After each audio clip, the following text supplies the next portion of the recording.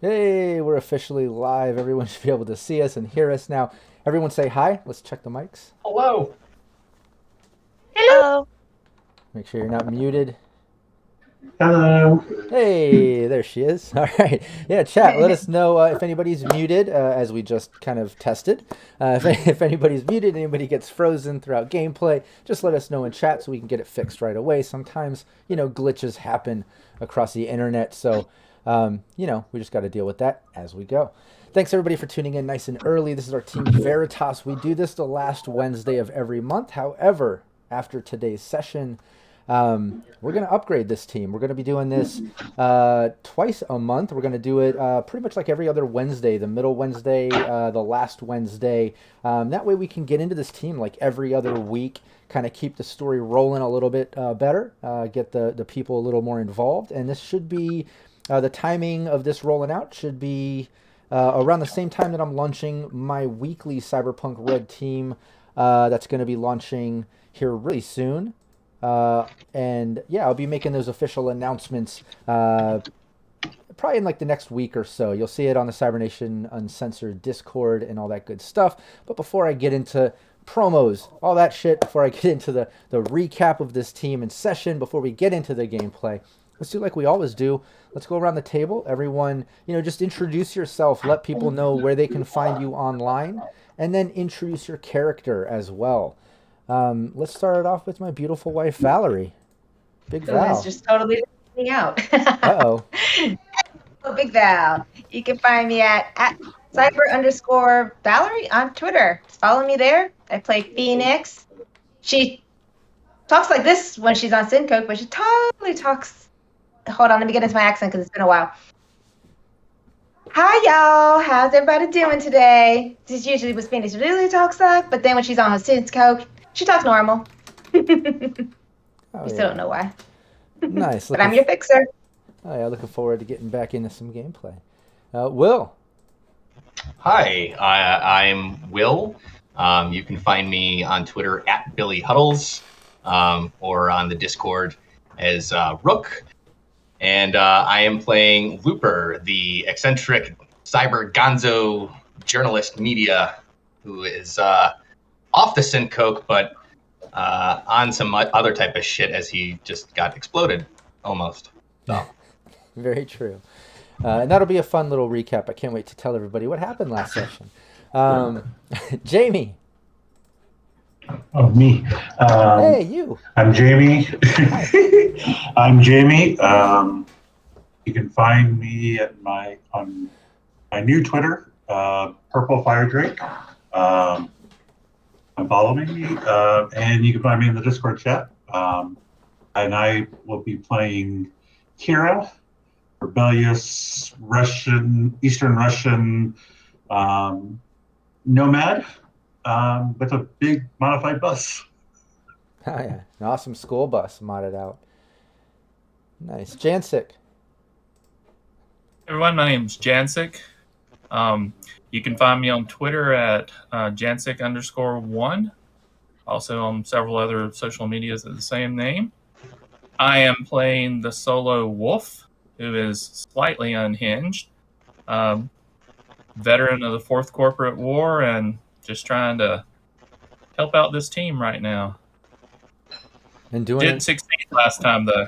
Yeah, I was gonna say, been doing an awesome job though. With the exception of last session, there might have been some that went wrong. But Tried to stop it, but hey, it's fun. Naomi. Hi, my name's Naomi. I play Cynthia the exec. You can find me on most things under Mad Last McGee. But I'm pretty sure I'm unbanned from Twitter. I just haven't logged back into it yet, so we'll find out about that. Yeah, check on that. Everybody give her a follow there on Twitter, and hopefully she'll be unbanned and can get back into using it. That'll be fun. Fingers crossed, unless I get banned again from doing something stupid. Who knows? Yeah. And your character? I earned my namesake. Cynthia the exec. She is pretty straightforward, good with a gun, and she likes her team. She tries to take care of her team. Oh yeah, well put. And I'm Rob Mulligan. I'm the game master here. I'm also the founder of Cybernation Uncensored.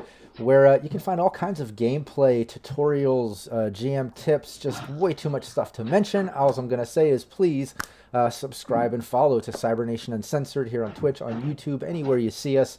We have a Twitter, a Discord, Facebook. We're all over social media. Join the community. Lots of great game masters, gameplay streams, all that stuff. And like I mentioned earlier, starting up here in May, just like a week away, I'm going to be starting up some more gameplay, new teams, as well as pushing current teams a little bit more. As well as in the near future, Fallout's going to be coming back for me. That team Wasteland will be wrapping their long-term campaign, and then a new team will be launching. So lots of new stuff going on, as well as more tutorials and GM tips and all kinds of goodies. So check all that out. And yeah, this is our monthly Team Veritas. Team Veritas is basically running a neocorp, a media corporation, where they're trying to bring some truth to Night City, bring down the bad guys, break some stories and shit. And hey, they've been doing a great job. Check out the first campaign, Popo No, where I forget exactly how many sessions, but it's all there on the Cybernation Uncensored YouTube. Check it out, because this is season 2. And basically, all the stuff that happens in previous sessions comes into effect in future gameplay. It's the same world, same lore. So as the team continues on, they're basically building this world as they go.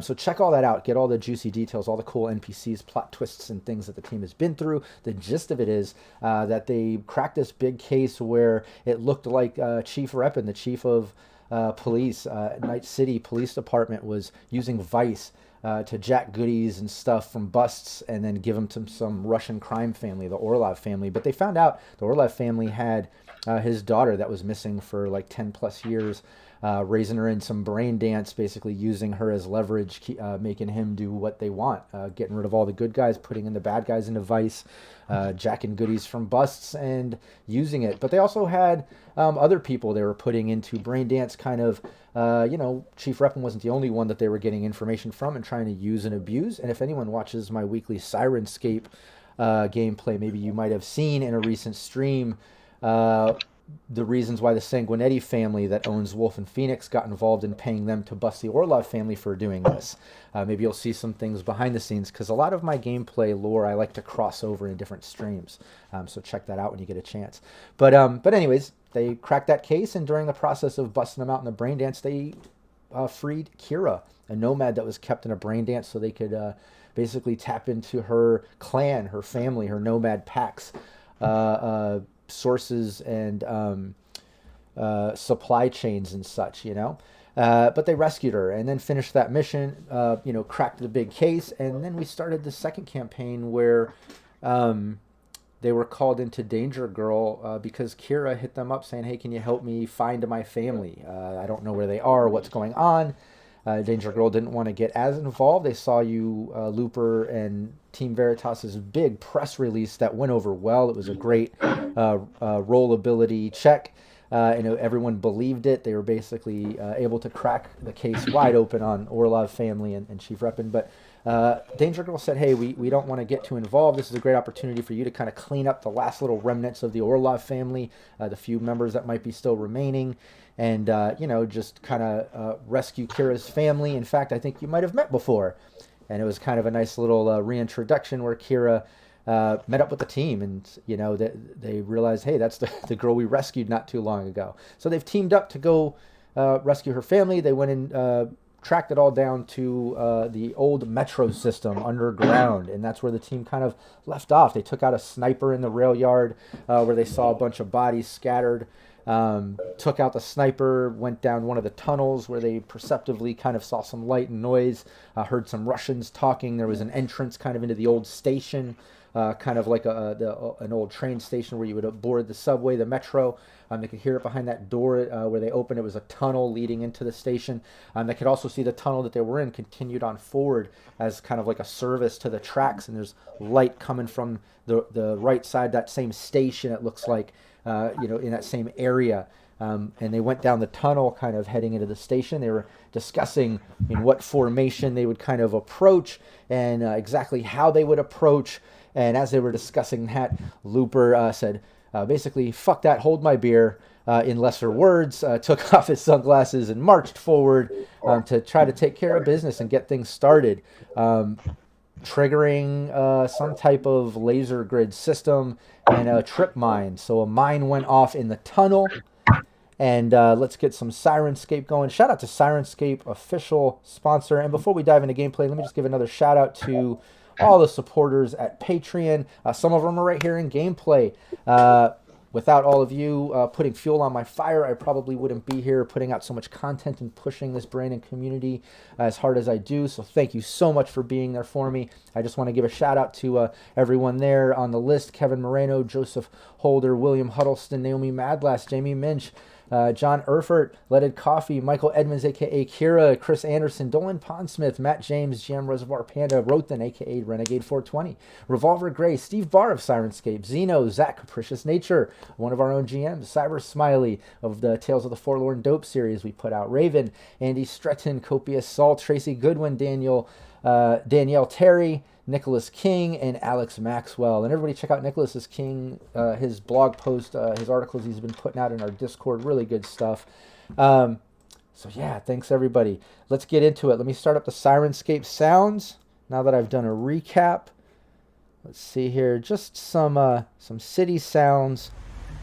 I'll recap the explosion that happened. I know this can sometimes be random. Let's hope we get a nice big one. As you're in the tunnel, Looper goes forward, triggering this bomb. Nice big explosion as it basically goes off. The tunnel fills with smoke. I see Phoenix was affected by the explosion too. Just like Looper, I see we've got some great explosive cosplay going on. Covered in debris. But yeah, basically the tunnel fills with debris and large explosion. Let's see. I know you all have cyber audio. Does anybody have that I think it's called damping, which kind of muffles loud noises? Just see if you have that. I'm not sure if anybody does. If you don't, then you're not immune to this large explosion in this small tunnel that you're all in. Well, a large tunnel, I guess, but still a tunnel nonetheless. So everybody give me a resist, torture, and drugs. You got to beat a DV13, otherwise you're going to suffer a critical ear injury.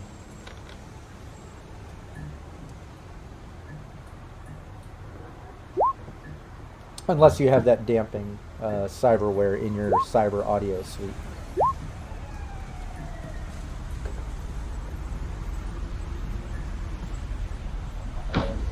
And my thing's not working. What are we rolling? I'm sorry. Resist, torture, and drugs. Oh, yeah. There you go. Yeah, so Kira, Cynthia, and Phoenix. Yeah, all three of you basically got hit by this explosion, suffering a critical ear injury. So all three of you basically get 5 points of damage directly to your HP. So it was Looper and Wolf, I guess, that were successfully able to... They were the ones who... Oh my goodness. They're the ones up front, and basically... Maybe because, you know, they saw it coming. Right when Looper tripped it, they both looked at each other and was like, oh, you know, and you were all behind those two guys not seeing what's happening. Cheers in the field paid off, what can I say? Yeah, but basically you get 5 points of damage direct, and let me just read to you the critical injury for ear. Damaged ear is...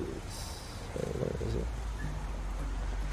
Here it is. Whenever you move further than 4 meters on foot in a turn, you cannot take a move action on your next turn. Additionally, you take a -2 to perception checks involving hearing. So basically, you can't move more than 4 meters right now because you know it's messing up your inner ear. Your balance is a little bit off. Your ears are ringing. And yeah, if you do move more than 4 meters, you can't take your move action on your next turn. So just keep that in mind. You can move forward if you don't plan on moving again. And the other option, obviously, like with any injury, the damaged ear has a quick fix of a paramedic DV13. and obviously treatment of surgery DV13, but quick fix of paramedic DV13, which I don't know if anybody has, but no, because we have no med techs here, so. So yeah, just keep that in mind. If anybody moves more than 4 meters, you can't use your move on your next turn, you 3, and your ears are ringing. But the tunnel is filled with debris and smoke as it slightly settles. Let me bring up the map on stream. I know we've got the players already there. Let me kind of bring up the little subway station. Yeah, there it is. And you all are basically coming down this tunnel over here, if you see on roll 20. And what I'll do is I'll put everybody's tokens out there. You can kind of get there's Looper and Wolf. Phoenix is back there. Cynthia. Kira is back there. So y'all are kind of coming down the tunnel, but if just imagine you're a little bit more into the tunnel. I'm just putting it there for the sake of the map and giving space. Shout out to Lion Banner Games for the map sponsorship as always. Hey, others Sandman. Hey everybody. Well, thanks for joining us in chat. But yeah, as you get there, smoke fills, a lot of explosion, ears ringing. I'll let you guys kind of have a moment with that. Hey, Cynthia, when I told you that I wanted Veritas to blow up. Huh? Not like that. Huh? Is she deaf? Oh. Hey, Looper, your camera okay? I think we're about to get some action. Is it still working? Yep, still good. It's out. Phoenix, you okay? What? Oh, that did a number on your hair. Ooh. My hair? What does it look like? I can't hear you. Hair? It's pretty? You're not gonna want to look in the mirror. Why? No. What? Oh wait, the Russians. What? Russian. Yeah. The sickle. Keep a lookout. See if anyone heading our way. Rubbins? What's he We saying? had heard them down below us, so keep a lookout. See if I see anyone heading our way. Yeah, Weapon out. Yeah, Looper and Everyone Wolf. keep staying quiet. Everyone keep staying quiet, everybody. I'd like Looper and Wolf each to give me a perception, since you're up front and not affected by the hearing. Ew.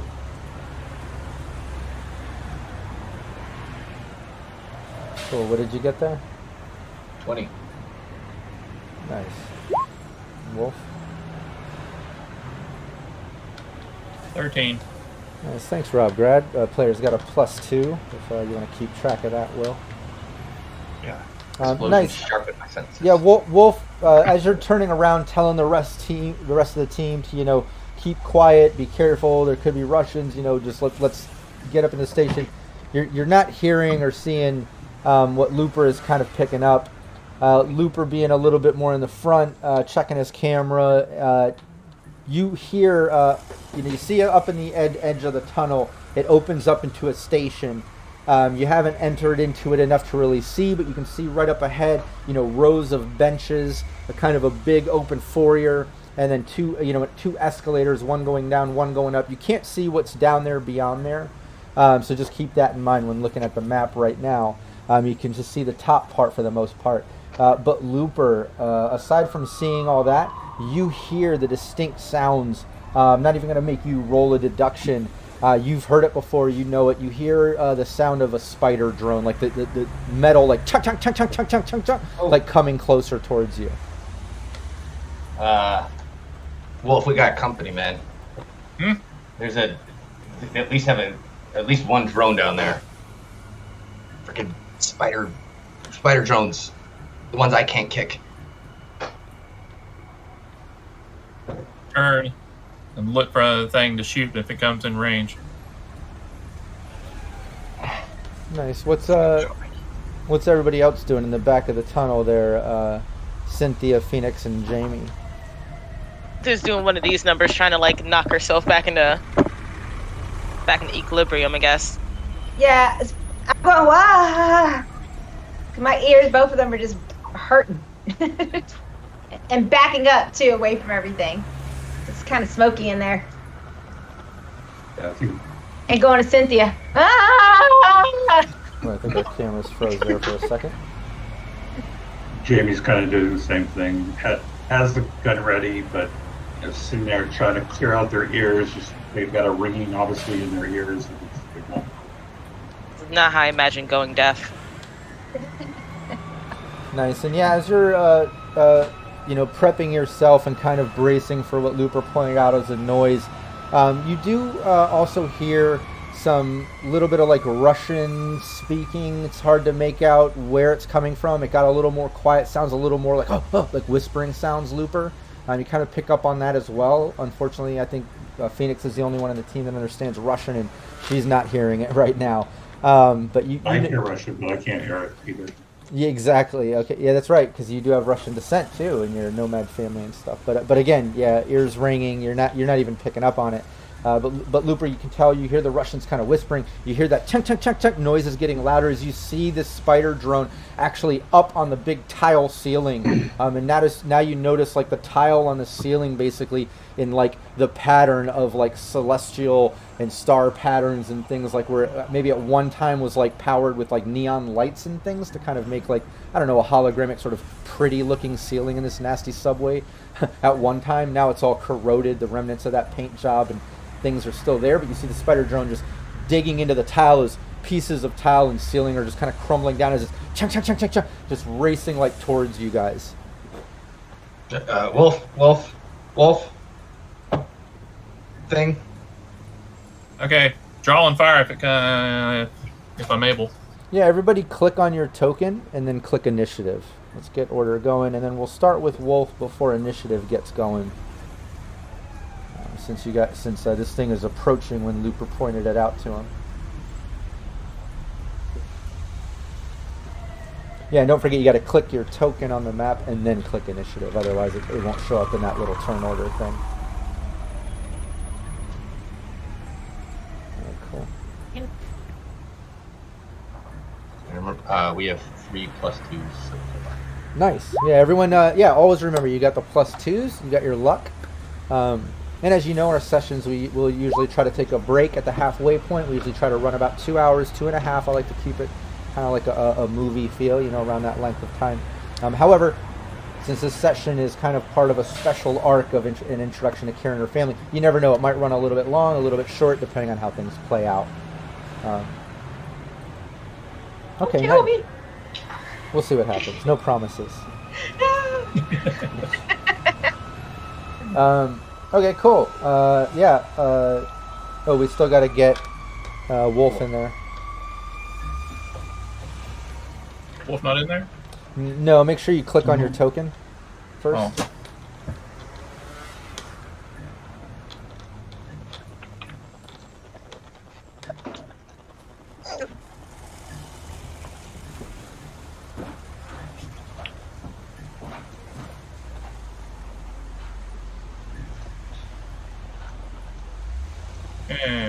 It is not being cooperative. Uh-oh. Let me see if I can do it.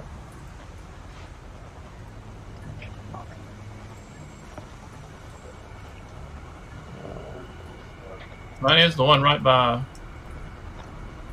Where's initiative? The one in the front. sheet? Oh yeah, yours is the one in the front. I'm the one in the back. There we go. I got you in there. But yeah, go for it, Wolf. You kind of get like a free move at the very beginning since the Looper saw this thing as it's approaching. But I got you there. You got a 17. But you see this thing approaching. It's about at that distance right there. I could give you an exact distance. Just give me 1 second. And what's its range? You're at about 13 meters.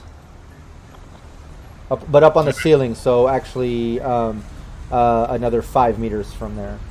So about 18 meters. 18 meters? Okay. Yeah. Oh, actually, yeah, 15. Sorry. 15. Yeah, your token is there, and then 5 on that, so 20. 20 meters from where you are, Wolf.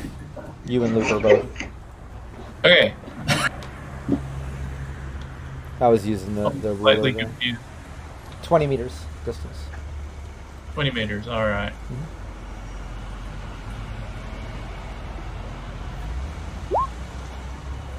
The 22 with a assault rifle.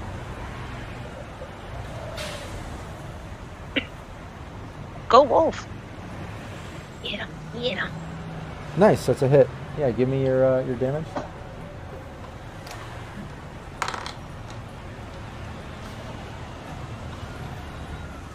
What's going on up there? Nice. Spider.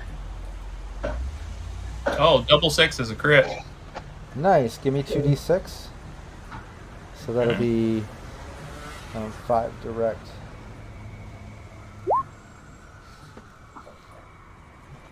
Seven.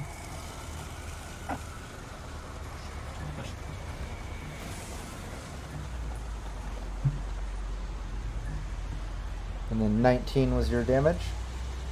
Yep. Plus 5.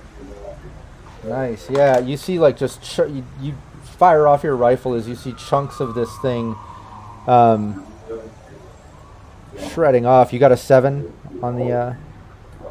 Yeah, 7. Oh, nice. Yeah. So foreign object at the end of every turn. If they move more than 4 meters, they resuffer this critical injury. So yeah, as you're shooting, you see like chunks of this spider drone as it's trying to hold on to the ceiling. It kind of stops and takes the brunt of the blast. You see chunks of the drone shred off, even some of it impaling inward, obviously causing this damage. And you can tell this thing is hanging on by like a handful of HP. You know, yeah, it's surprising that it's even hanging onto the ceiling still. But you do that damage as it fucking shatters and it turns towards you, towards the tunnel. Now that it's stopped, it takes that hit and just goes full auto into the tunnel, basically trying to do suppressive fire with its submachine gun. So everybody give me your concentration plus your will. Or no, cool plus concentration. Sorry, cool plus concentration plus 1d10. Wait, cool plus concentration? Is it? Oh, it's Will. Concentration's a will Oh, stat. will, yeah. I was getting it mixed up with standoff or whatever. So using cool. Oof. Oh, Yep. there's cover. I accidentally clicked it a couple times. The first roll was a 60. Where is it? Am I? Oh, Um. oh, there it is. Oh wait, no, that's not it. Right. You're gonna have a conversation. Yeah. Have a conversation with the bullets. Where's mine on my skills? Isn't it? Awareness skills? It's on the top left. It's like There the it is. very first. Oh, you got it. I was like completely not even seeing it. It's like right over my face.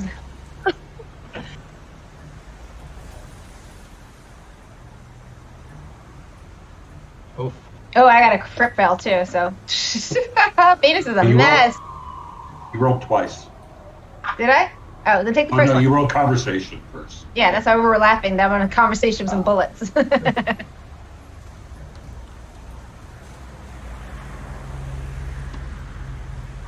Okay, what did you get? Oh, okay, I see it. 10, 17, 13. Oh, okay. All the way in the back. Yeah, well, it makes sense too, but it looks like Kira and Phoenix, both of you aren't really affected by it. Or no, sorry. Oh yeah, I guess you rolled it twice. I actually rolled it 3 times, so I rolled a 16 in the first roll. Oh, where is it? Oh, okay, now Right I see after it. Loopers. Okay, hold That's on. my first one. Okay, so 13, 11, 16. Okay, then you're fine, yeah, and Cynthia too. So Cynthia and Kira, you two are fine, but Looper and Wolf, and it makes sense, you two are right up front. And it looks like Wait. Cynthia. Oh, Kira was 16. What was Phoenix's? 8. I'm at the bottom. Well, you did 14 first. Or that's conversation. Well, that was something wrong. Oh, yeah. Okay, so, okay. Got it now. Too many extra rolls there. You're confusing your GM. Here we go. All exploded. Yeah, it looks like Looper and Wolf and Phoenix both are affected by this, just where the bullets are kind of spraying in the tunnel. All three of you have to use your next turn to kind of take cover. In this position, pretty much the only place to take cover is either entering into the room and getting behind one of those benches that are in the row there, or going backwards further, back into the tunnel a little bit away from the entrance of the tunnel into the station. So you can think about that you're going to have to take cover your next move. But the other two, who was it? Wolf and Looper? Or Kira? Yeah, Kira and Cynthia. Kira and Cynthia. Yeah, there it is. Kira and Cynthia. You two have your moves. You're not affected by this, so you're back into initiative. So Kira, what are you doing? I'm going to move forward to, I guess now, I will move forward to get behind these benches and come on. And I'm going to take a shot at the drone. Okay. Go for it. He's about, roughly, we'll say 20 meters, again, because it's still hanging onto the ceiling. This is using a SMG. SMG? So you're looking at 15 DV.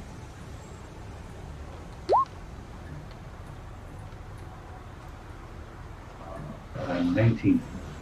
Yeah, nice. Give me the damage. Is this a rate of fire too? No, it is not. Oh, is your heavy SMG? Yeah. Nice. Yeah, you can. 10 damage. Yeah, that's enough to finish this thing off. If you want to describe how you finish it, and I think it would definitely lose its grip on the ceiling too. So if you want to describe the destruction of this drone with your shot. Yeah, I think I go in. I rush into the thing, knowing, and just take aim at the legs and hit the legs when I'm shooting at it, causing it to fall and bust as it hits the ground. Nice. It falls to the ground. You see just sparks smoke as the thing kind of does that dead spider thing on its back with like all the legs up, kind of like a couple final twitches of the legs, as it's just on the ground, just smoked out, dead. And I think I'll move a little closer. Sure. And then, is this like a drop down here? Well, how? You can't move much closer because I think you got that inner ear. Right, but it just means I can't move on the next move, right? Yeah, that's right. Yeah, so you could totally go right to the edge there if you wanted to. But I want to do that and then kind of look over the railing there. Okay. Yeah, you take the shot and then you kind of move your way up to the railing to try to get a better view. What's Cynthia doing? You see Kira go up and finish off this drone before you even got a chance to take a shot. Yeah, I just kind of poke my head like, oh, that's nice. Okay, so what's going on? There was a bomb went off. Drone's dead. Looper mentioned, drone, and then he also mentioned he heard some Russians whispering or something, but that was about it. Yeah. So I'm just gonna take a look. Try to figure out if it's coming from behind us, the Russian speaking, or if it's coming like in the general room that we're in. Yeah, give me a perception check if you want. Don't forget you get a negative. Yeah. From that negative ear, I can't remember. Was it a -2? Did I say? -2. Yep. Okay. Yeah. Fingers crossed. It's probably not gonna go well, but you know what? Gotta try. Hey. Okay, so 16. 16, nice. Yeah, it's enough to tell that you can hear the voices coming from somewhere down deeper into the station. It's obviously not up here on this top level where the benches are in the tunnel. It sounds like it's coming from down below where those escalators go down. but you can't really get a view. But you do hear, some Russians whispering, like talking to each other and scrambling. Gotcha.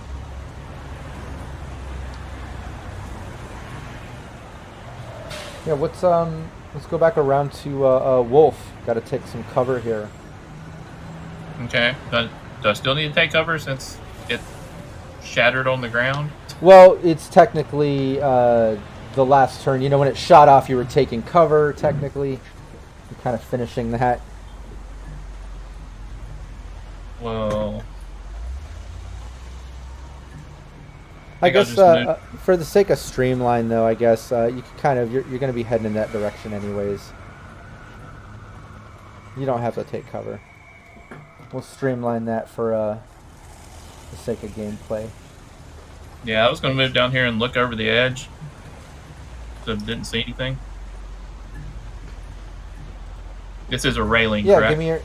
yeah, exactly. Yeah, and you don't even have, and since you don't suffer the ear injury, it doesn't even mess with your move stat. So yeah, give me your perception as you get up there.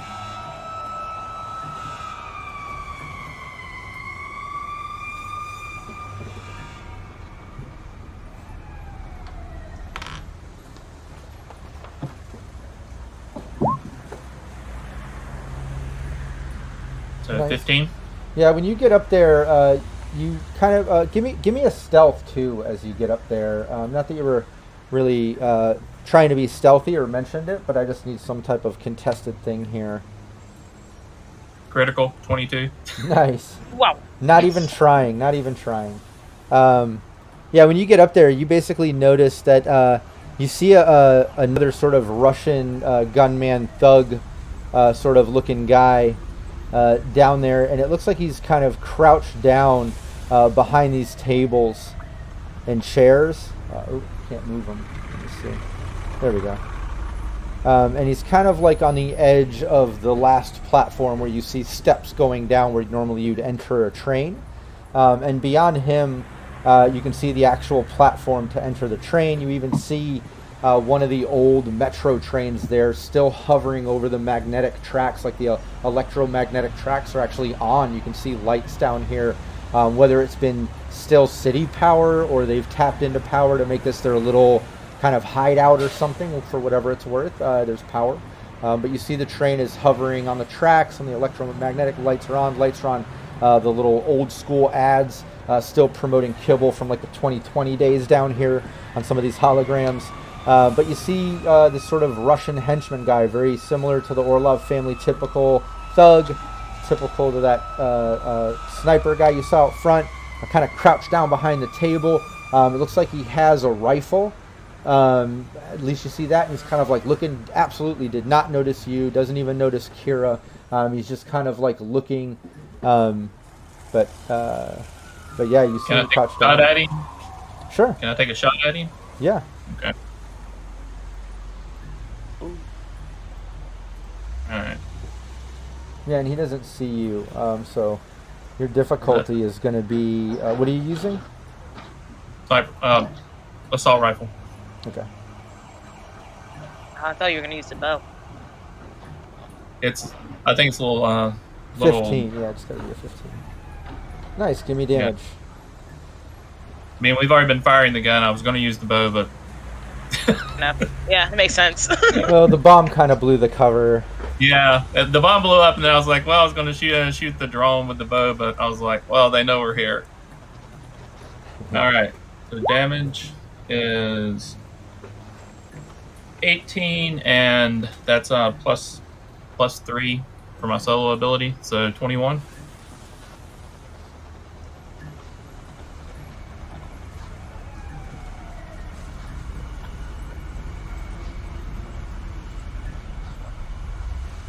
Nice, yeah, you take the shot off at this guy as he's behind the thing. He's like looking, doesn't even see it coming.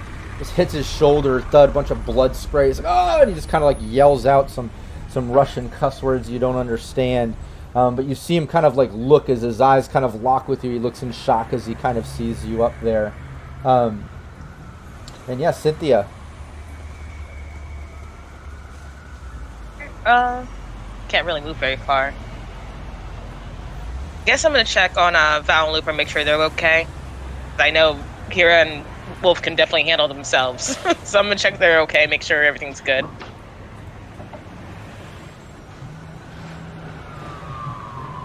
I'm just sitting there going, ah! Just pissed. Am I really dirty? Man, and don't forget, you can move up to 4 meters, or you can do your full movement. You just wouldn't be able to move on the next turn, so keep that in mind too. I just moved to about there. Like, I'm not going all the way in. I'm a little still pissed at Hooper. Nice. Okay, well, Phoenix, yeah, so you just move in too. You kind of follow suit with Cynthia. Luca. Yeah, I'm just barely in. Kind of peeking. I don't have a gun, so I'm like, you fucking assholes. I'm so mad. And your movement's compromised, so you can't run up and use melee. But oh, wait, where'd you go? That's not Phoenix's thing, so she's not into combat as much anyway, so no stress. But yeah, what's Looper doing? As Cynthia's coming up to me and and Phoenix is I quickly walk past her. I'm just like, I owe you both drinks, and walk over to the escalator over here. Let me get my guy. What are you doing, you madman? Look at him showing off how he has full movement and everything, no inner ear damage. Hiding behind the. Right after you did all this damage. Crouched behind the railing. Over here, still on the stairs, but crouched down so that on either side, I probably wouldn't be able to hopefully be seen. Yeah. Should I give a stealth roll or something, or? Yeah, give me a stealth. So you're trying to get up into the escalator and stay low, on the handrail, just trying to not be seen. Yeah, but just so I can get a little bit more of a advantage of the platform. Yeah, give me your stealth. 18. Nice. Yeah, you creep up there. A guy doesn't even notice you. Just all focus on Wolf, who just shot him. I've got my camera, focused down on the platform and seeing these guys. So. Yeah. All right. So yeah, you make your way up and do some filming, capturing the whole thing. Over to you, Kira. You make your way up. You can give me your perception. At this point, because you were making your way up, you couldn't do your move, but it's kind of a given now, because Wolf, shot him. So you can see that there's a guy crouching there, and that's good enough perception too. So yeah, as you're kind of making your way up to get a good look and scan the area, you see Wolf very stealthily come up, take the shot off. So stealthy, you didn't even know he was right there till he takes the shot, kind of startling you, hitting this guy. Then you notice there's a guy crouched behind the table that just got hit by the shot. But yeah, what are you doing? Can I tell if the guy has any? I have the infrared night vision. So can I tell if he has any cyberware on him? Yeah, with that perception, you can tell that he does have some type of cyber eyes, it looks like. Can't really tell what he's got going on, but you can see the glow, the synthetic glow of his eyes. He's very wide-eyed right now in shock that there's people right there and he just got shot. Okay, so I'll just take a shot at him. Okay. Yeah, give me your. So that's the only one I see at this time. Let me see here, 15. 27. Oh. Holy shit. Nice. Yeah. Wow. Give me the damage. Only 1 6, unfortunately. 14. 14. Nice.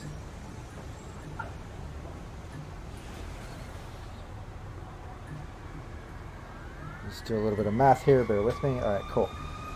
Yeah, you take the shot off. More blood spray. This guy has taken some serious damage. Just like the drone, you can tell just a couple shots in, and this guy's barely hanging on by a handful of HP.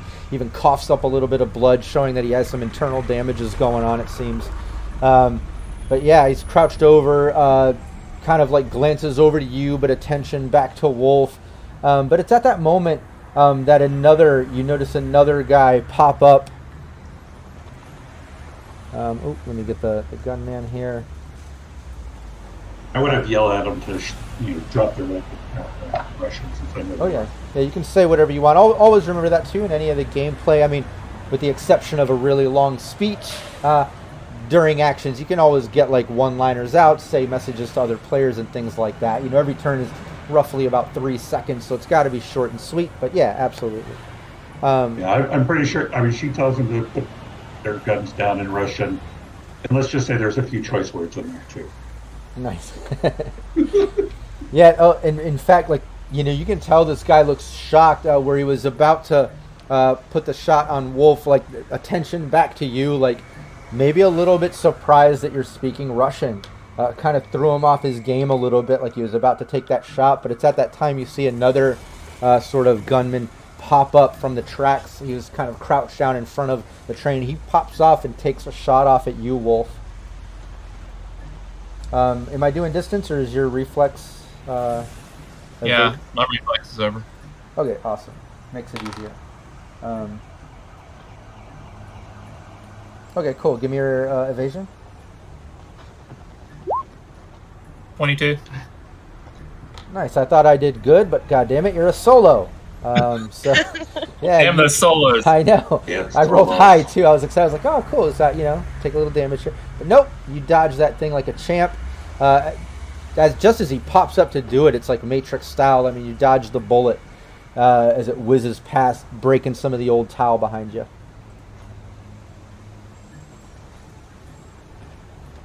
And yeah, Holy shit, did the guns come flying past towards us and Cynthia? We were standing behind them. Fuck! Yeah, it's true. that's I very was true. thinking the same thing. I was like, wait, did we all get shot? Heads up, ladies. Heads up.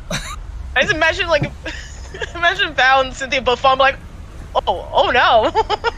Oh yeah. Trying to hide behind each other. You give me. No, you go.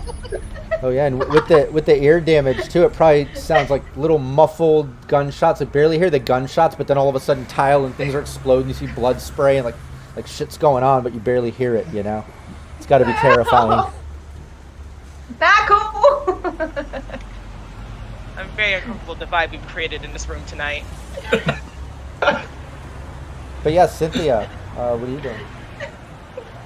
I'm going to move away from the line of fire because that seems like a smart thing to do. So I'm gonna take a little. Let's see. Hold up. You can wait. Dog, you need to go out. He needs his insulin. Okay. Yeah. Well, we can take our 5-minute bio break here in just a moment. So let's get through these next couple little things, and we'll take our little break for Doggy. Maybe what a roller thing is. Oh, it doesn't matter. I'm gonna move a little bit to the right, just kind of out the line of fire from left. Yeah, go for it. Just move your token wherever you want. Remembering, you know, if you're not going to do a movement next turn, you can move your full movement, or just keep it within 4 meters if you want to if you want to be able to still take your movement next round too. Yeah, so you I'm gonna try to get my movement. Yeah. All right, cool. Yeah, you back up, staying out of the way of the bullets that Wolf is dodging. And yeah, over to Wolf. Speaking of which, you just dodged that bullet. You saw the second gunman kind of pop up as the other guy you shot first is still crouched behind that table, taking hits from you and Kira here. What's Wolf doing?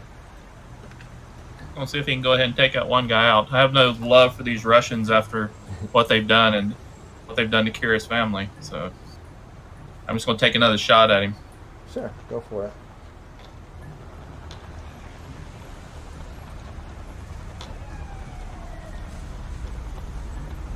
Ooh, that one misses. Definitely missed. Yeah, and reminder, you still have a bunch of +2s, you still have luck, but still, that one missed. So yeah, take that shot, whizzes past him, hitting the train behind him, the metro. He just looks kind of shocked by that. Sorry, 1 second. Then I'm just going to kind of duck down a little to see if I can provide a little cover or make it a little harder for them to shoot at me. Sure, I mean, that railing is there. It's not a lot of cover, but you're at least able to duck behind it a little bit. As he takes a shot off at you.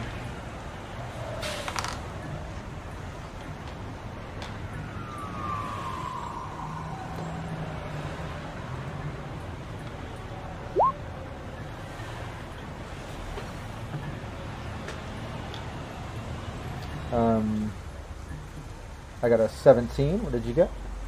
21 on evasion. Nice, yeah. Shoot another shot at you. This guy takes a shot, and you dodge that one as well as it whizzes past. Almost More hitting tiles! Phoenix. Damn it! More debris and shit hitting Phoenix. It was a What trip to is- the salon. Speaking of Phoenix, it's your turn. What's she doing? Backing up into the tunnel a little more. So don't get Moving away hit. from throwing tiles. Yeah. Me? You're in a corner. Listen, corner's a safe place to be. What are you hiding behind? It's like the row of chairs there. Just hiding out in the corner there. Is that what that is? I thought those were So? turnstiles. Yeah, I thought it was turn tiles that I was still getting hit. Which way? I'm hiding behind one of them and avoiding getting hit. Okay, I'm gonna go on the other side of that other turn tile, right there. Crouching down like this. I didn't put any money in. Just do the normal New Yorker thing. Just pop it. Well, we'll crawl underneath it when we have to, but I'm holding like this. Go, God damn it! And over to Looper, you see you see Cynthia and Phoenix kind of hiding out in the back as you see Kieran Wolf exchanging in combat with these two Orlov thugs, which are, they're almost taking out one of them there. Another one crouched down by the tracks. But what are you doing? What's Looper doing? They haven't noticed you either. You're still stealthy, down in between the escalator railings. Do I have a clear line of sight to that guy behind the tables? Yeah. You could pop. You could take a shot if you wanted. He's right there. He's not hiding behind it at all. He's up on the table, taking shots at Kira and Wolf in their direction. Yeah, I'm gonna take one of these +2s. If you don't mind, if you guys don't mind. Use it. Go Right. for it. That's what they're there for. Yep. Take that guy out. All right. Well, I'm gonna say on my comms, be like, we only need one of them alive, What? and then he let's see, takes his shot. Where am I? Okay. There we go. So first one, 23 with a critical success, which means that +2. 31. Nice. Oof. Yeah, give me the Yeah. damage. No hope for that guy. Absolute madman. 11. 11.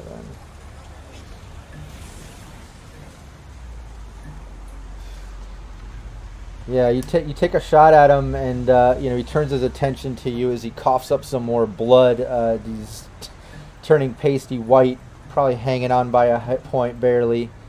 Myself another shot if I. Nice, Rate of yeah, fire. absolutely. Rate of fire 2. Pop, give him 2 shots. 18. Nice, that's a hit. Damage 9. Oh yeah, you can describe how you finished this guy with the last shot. We only had a couple hit points left. His SP was down to about 4. So yeah. Just right through the neck as he takes a second to realize, because it just goes right through and it just falls flat on his face onto the table. Nice. He falls down as the other guy yells out, he's like, "Oh no, Slava, no!" And he kind of puts his attention towards you as he's just about to take a shot at you, Looper. You can Okay. tell at least on his next turn. But this is where we're going to take our 5-minute bio break as Looper just finished off one of these thugs here. Let me kind of put this guy into deceased mode real quick. Give him the red X and the skull and crossbones sort of look. If I can find it there. There it is. So that guy's finished off as the other guy puts his attention towards Looper as he finished him off. But this is where we're going to take our 5-minute bio break. Don't anybody go anywhere in chat. We will be back in just 5 minutes. I'm going to put up the little image there, but I will leave the mics hot. So if the team wants to discuss their plans or chat wants to get involved, feel free. We'll be right back.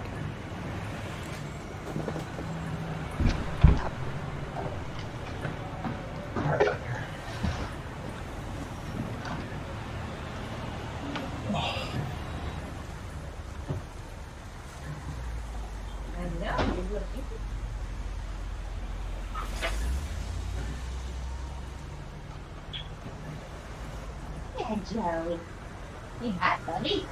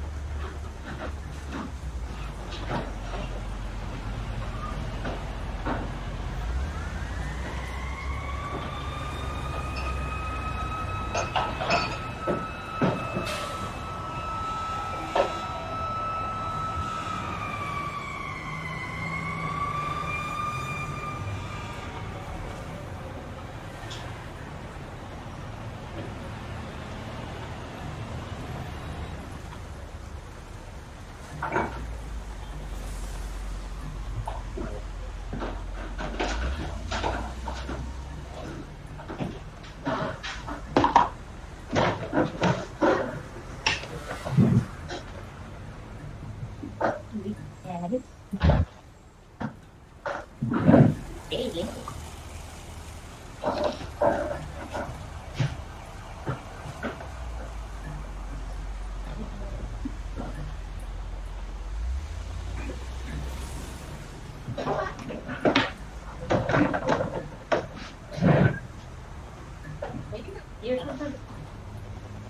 Oh, wait, yeah, you gotta come back in.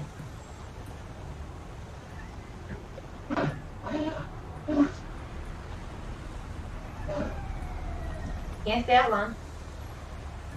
Go, hurry up. Hurry up. Hurry up. Go take care of your business.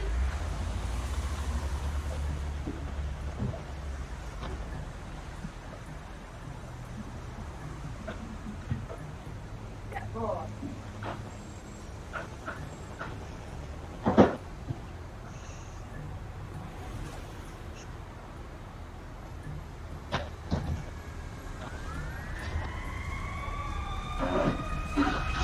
Good job, ready?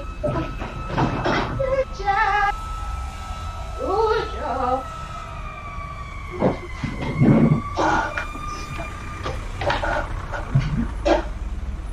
Ah, fall in the hole. Come here. Now, here, come back.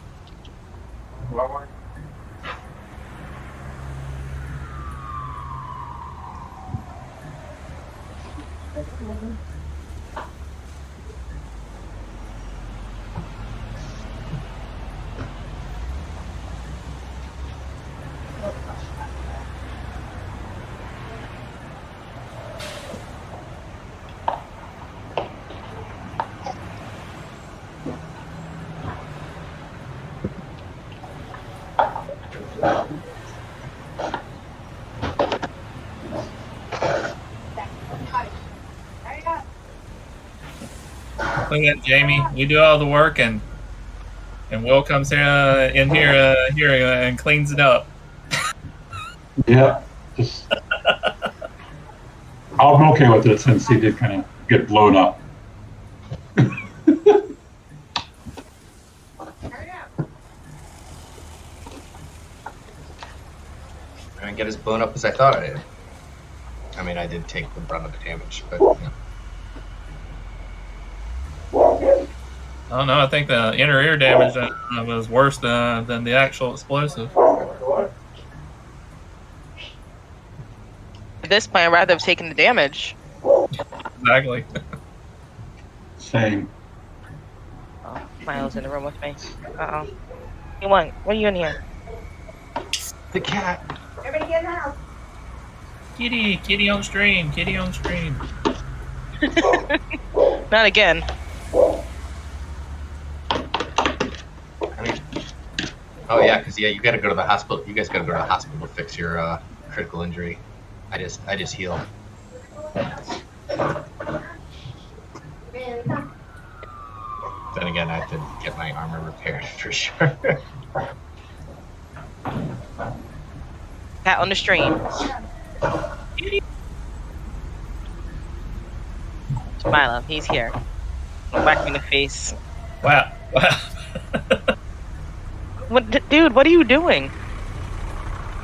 What is the Were they what's the objective right now, bud? be a cat? I'm pretty sure Pretty that's the much. objective. Cats. Pretty much always his objective, yeah. Newsflash, he was being a cat. Backwards.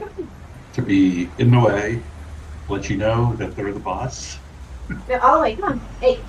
Are you doing something? I don't think you're doing anything. Hey, let me get up here. And if What you are are, these- Now he's in my you lap. stop. If I fits, I sits. By God, I'll make myself fits. All right.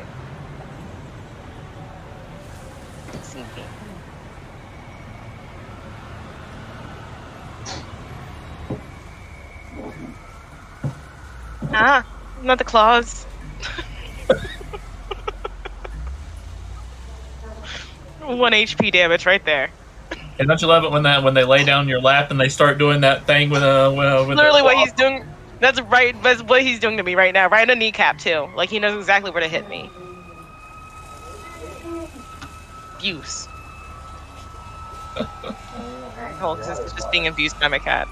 You want the water bowl? You got a big giant water bowl. Okay, let's not put my butt into the camera. Butt into the camera.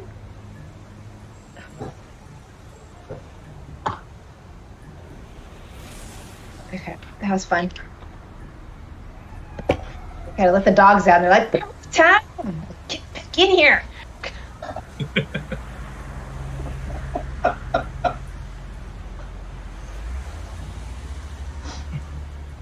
It's the hair. It just makes that so much better. I love it. Can you see what it looks like? Me? Yeah, I got on. Yeah. I love it. It's funny. It goes to my painting if I move. Oh yeah, it does. Like bounce off to her face. If you turn to the side, it's just like razor thin. Because it's like a cartoon, like when it's like bah, you know, like when a cigar bursts out in the old Bugs Bunny shit. You And know? it's like Yeah, I love it. All right, let's get back. Hey, we're back. Everyone can see us now, and hopefully they still hear us. Let's see. All right, cool. Yeah, we should be good. Chat, just let us know if anybody's muted or frozen. I'll try to get that fixed right away. Maybe I'll get it fixed. Maybe if it's a player or character we're putting in timeout, maybe I'll leave them frozen and muted for a minute. I don't know. We'll see how they act and what I do. All right, no, just kidding. All right, so yeah, it looks like Kira, Wolf, Looper, everybody was taking a piece of one of these Orlov thugs. Looper putting a final bullet in him, finishing him off after Kira and Wolf took out the spider drone that was kind of attached to the ceiling prior. But there's still one more guy, it looks like, down on the railroad tracks as he kind of turns his attention towards Looper and takes a shot. And just so you know, I might have shifted that initiative just to put him at the top there to make it easy, because I think I switched those two guys in the last minute, but it doesn't matter because they each took a shot anyways. But Looper, yeah, do you have reflex enough to evade, or am I just doing by distance? Do. Nice. Yeah. Okay. All right. I'm gonna put 2 points of luck into this one. Nice. Yeah, go for it.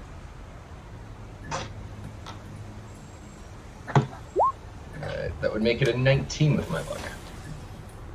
Nice. Yeah, you dodged the shot. He takes a shot at you as it whizzes past, like an inch away from Phoenix, hitting the towel right next to her.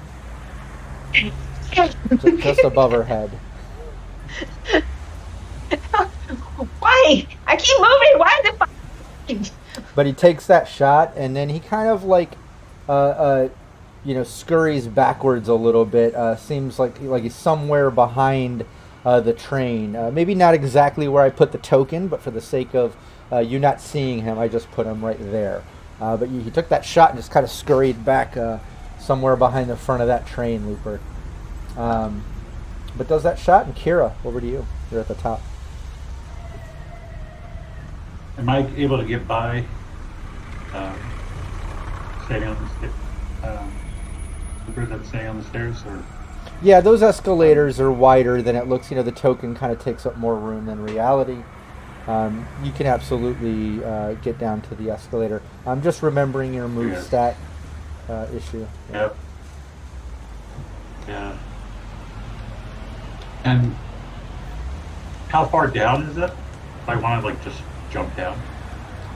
Yeah, if you jump down, it's probably roughly 3 meters. Maybe a little above 3 meters, if that. How high does it be? So yeah, do an athletics. It would be an athletics check if you want to hop down. Athletics. I'd make that one probably about a DV 13. It's not that difficult for you right there. It's not that far.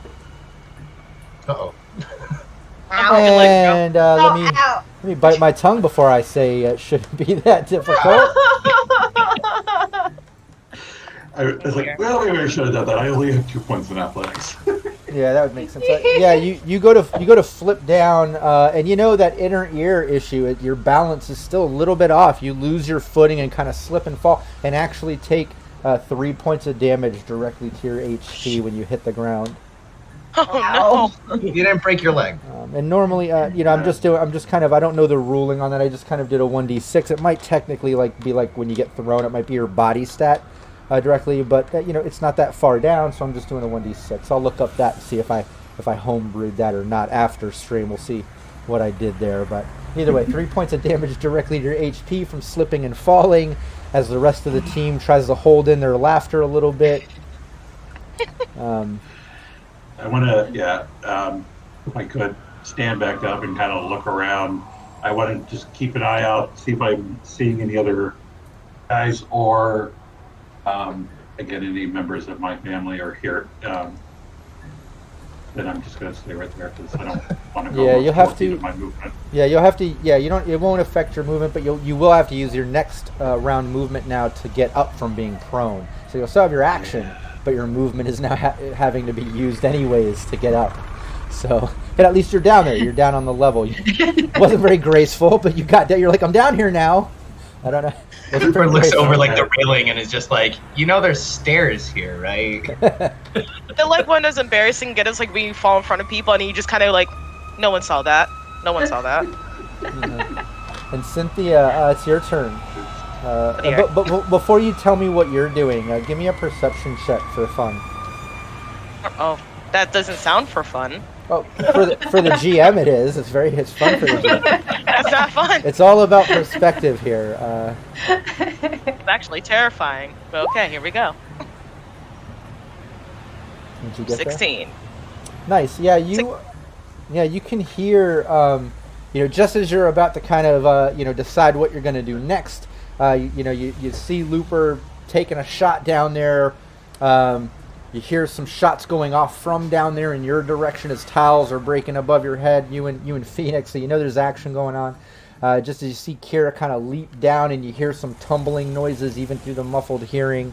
But even with that muffled hearing, it's good enough to hear down that hall, and maybe because it's a tunnel, it echoes a little bit. But you hear that distinct door creak, old rusty door sound when you enter the tunnel, it kind of opening up like that door down the tunnel just opened. Oh. So I'm gonna pull out my pistol at the ready. I'm just gonna kind of tap Val like, we should move. We gotta move. Going. Away from the tunnels. I think someone's coming. Oh shit! Where can we move? I can only move a little bit. Same. Well, ironically, at least where your tokens are right now, you are out of view of the tunnel. You're kind of on the edge of the tunnel, like kind of hiding on the side of it. You could go 4 meters further away and then still have your move next round. You could move your full movement away if you want and then not have a movement next round, or you could stay right where you're at and you're still out of view of the tunnel at least. But what do you want to do, Cynthia? You did hear that noise. You were able to tell Phoenix, but what do you want to do? I think I'm gonna stay where I'm at, so if anyone does actually come down, I have the jump on them. Okay. Yeah. That's what I'm doing. Nice. Yeah, you kind of post up, staying right where you are, which is perfect, actually. But Wolf, what are you doing? I'm going to reminding you you just saw Looper finish off that guy, just as the guy at the down at the rail took a shot off at him and then hid behind. All at the same time that you see Kira tumble down off over the railing right next to you. I'm gonna hold my action. I'm gonna see if this guy pops his head out, and if he pops his head out from around the train, I'm gonna shoot at him. Nice. Yeah, holding your action, perfect. Holding it for in case he pops up. Over to Phoenix. With all that going on, I'm like, bah! I puff out my popper out of my hand, and I get ready with her, like crouching, looking. Yeah, Let me see if somebody coming. Yeah, your pop-up blade comes out of your arm, and you stay next to Cynthia's side, just kind of posted up waiting. Yep, because I'm still hyped up on my scent coke and my hair. I have no idea what it looks like, but I can feel it. Oh yeah, Looper, what are you doing? That guy just took a shot at you and then kind of ducked back behind the train. What are you doing? I'm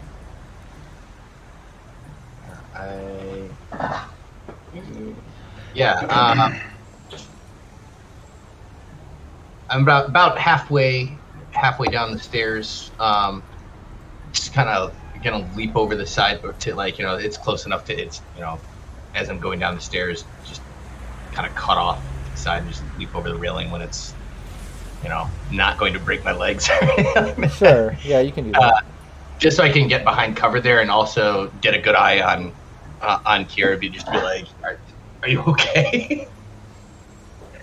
But also, getting cover there. So just so you know, Kira did take 3 HP directly, 3 points of damage directly to HP, but about 10 points of damage to her ego that day. Yeah. all you hear, you can't tell they're curse words, but you know they're curse words. Yeah. It's all. And I was also just Russian, Japanese. I was also role playing that I didn't keep because of just the guy that was running away. I didn't hear the door opening or like what's going on above me. Absolutely, So I'm just moving down the stairs continuously. Oh yeah, perfect. Yeah, you go down there, making your way down. You don't see anything down there other than the dead body of the guy you finished. You can tell on the table there, there's some like items out, look like a scream sheet and like an agent, like they had some personal items out, like maybe when you guys stepped in there, they were just in the middle of hanging out, looks like just at a glance. But the other guy you still don't see that hid behind the train.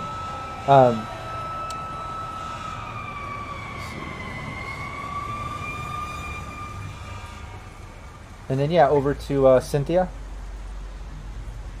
All right. And without even doing a perception, over to you. You hear a voice kind of calling out in Russian. Actually, Phoenix, you're right there. Give me a perception. It's not going to be super difficult, but just for the fact you still have that -2, I just want to see. Make sure you at least get. Should be really easy, but good, yeah. You actually hear it, as well, and you're able to. Decipher what he's saying, but you can hear a voice down in the tunnel, just like saying, like, what the? It's in Russian, obviously, Cynthia. You don't understand this. You just hear Russian, but Phoenix, you do understand it when Cynthia points out that she's hearing it. But since you're right there, but it's just saying like, what the fuck? What happened here? What the hell, guys? What's going on? Like you can tell he's noticing all the rubble and kind of the smoke simmering and maybe hearing some of the shots going off, and like as he just enters the tunnel, you can tell it's somebody confused by the situation. But that's what you hear, Cynthia. Okay. Let's see. I kind of look, since I'm hearing this in Russian, I look over to Vam, like, you know what he's saying? Like, Yeah, he's looking for the other guys. He's saying, "What's up? What's going on?" And we try to like hit our cons to tell everybody else, without yelling, because our volume's all messed up now. Oh, scheiße. We try to send notes. I have a personal healing kit, because I have an idea. If I had one, I should have one. You would think as vanity as Phoenix, she would have her kit. Hey, I have a Wardress personal and room kit. You? What's that? No, I don't carry it on me. Fair enough. See if we can use a mirror to like look back there and see how far away he is, but I'm looking for a compact. You would have a mirror, exactly. yeah. Either one of you girls would have a compact, at least some type of thing. You know, you guys deal with higher fashion and wardrobe and stuff. You're not bag lady chic or anything, so like it. yeah. So you can do that. Give me a stealth while you're taking a look, Cynthia. All right, I can do that. I have 2 more +2s, by the way. +2 I think I is might in have luck. to use one. Yeah, might use use that one. luck. Lose Yeah. it.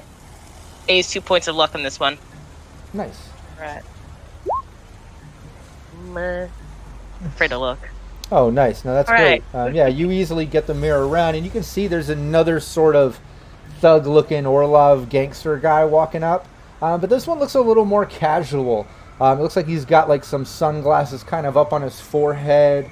You see, like, as he's looking at the rubble and like calling, like, guys, like, what's going on? You see he like pulls out a pistol, and he's holding a pistol, but he's just holding it down, and he's kind of making his way down the tunnel.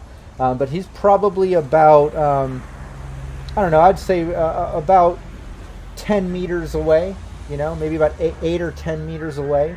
Probably like on the next roundabout, if he's still walking at the pace that you're looking at in the mirror, he'd probably be exiting the tunnel at that time. Okay. I'm gonna think of a plan. Nice. Yeah, and it's right about at that time, the guy down at the tracks basically pokes out to try to basically take a shot. But when he pops up, you see him kind of like looking, almost like he's looking towards the escalator where he shot Looper just a moment ago. But as he pops up, even before he can kind of look for what he's looking for, Wolf, you see this guy pop up. You were holding your turn, waiting, and he did. He popped back out. So yeah, give me your assault rifle. Perfect. Give me the damage. And it's a hit. Jeez. He was holding his turn. He was ready. He was so ready. He was ready. Wolf wants all the smoke, man. Yeah, give me the damage. Nice. Oh, is that a critical? Is that a... Yes, that's a critical. Yes, Oh, it is. shit. He was 6 That's 25 with my solo ability. Wow. Weakness. So 25 not plus surprised. 30 damage. Yeah, 5 direct and then 25. Nice. Damn. Okay, give me 1 second to do this awesome math, because that was a great hit. Holy crap, man. He is. Oh yeah, and give me the 2d6. Let's check that critical injury too while we're at it. 7. They're slipping. Oh, remind me never to piss you off, Wolf. Oh Yeah, my God. you about halved this guy's life in one shot. Unbelievable. So let's see that critical. 7. Give me 1 second. 7. Foreign object at the end of every turn. Where you move further than 4 meters on foot, you re-suffer this critical injury bonus damage directly to your hit points. So whatever you hit him with, we'll say maybe shattered a little bone or wedged that bullet just so to where, like, you know, he moves more than 4 meters. It's going to fuck him up even more. But that shot, you hear him kind of yell out some cuss words in Russian. You guys are starting to learn basic cuss words in Russian now. We'll say that. You guys are all kind of getting it a little now by this point, you know? Yeah, by this point. Like just looking at Kira and I'm like, that means what I think it means, right? Yeah, but he does pop up to try to do something as you do get that shot. Kind of like looking around, seeing that Looper's not there. He goes to try to take a shot off it at you, Wolf. You got to beat a 16 with that evasion. About to be a swing and a miss. It's a swing and a miss. And you did. It takes another shot, and once again, Wolf dodges it like a ninja. And Wolf, it's your turn. That previous move was your held action, and now you're at your normal action. So you shot the guy, dodged his shot, now you still get another action. So I'll shoot him then, since he didn't move away. Yeah, go for it. No, he's still posted up. Alright, Don't kill him. Don't kill him. we got another one coming in. There's one more guy. Now Cynthia doesn't do it. Oh yeah, that's true. I have a bad habit of doing that, don't I? So that's a hit. Give me the damage. Okay, so it's gonna be 17. +3. Oh, +3. Yeah. So 18. Yeah.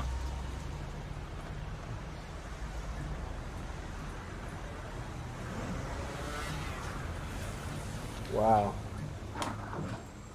Yeah, again, like big chunks of this guy's flesh being torn off by this bullet.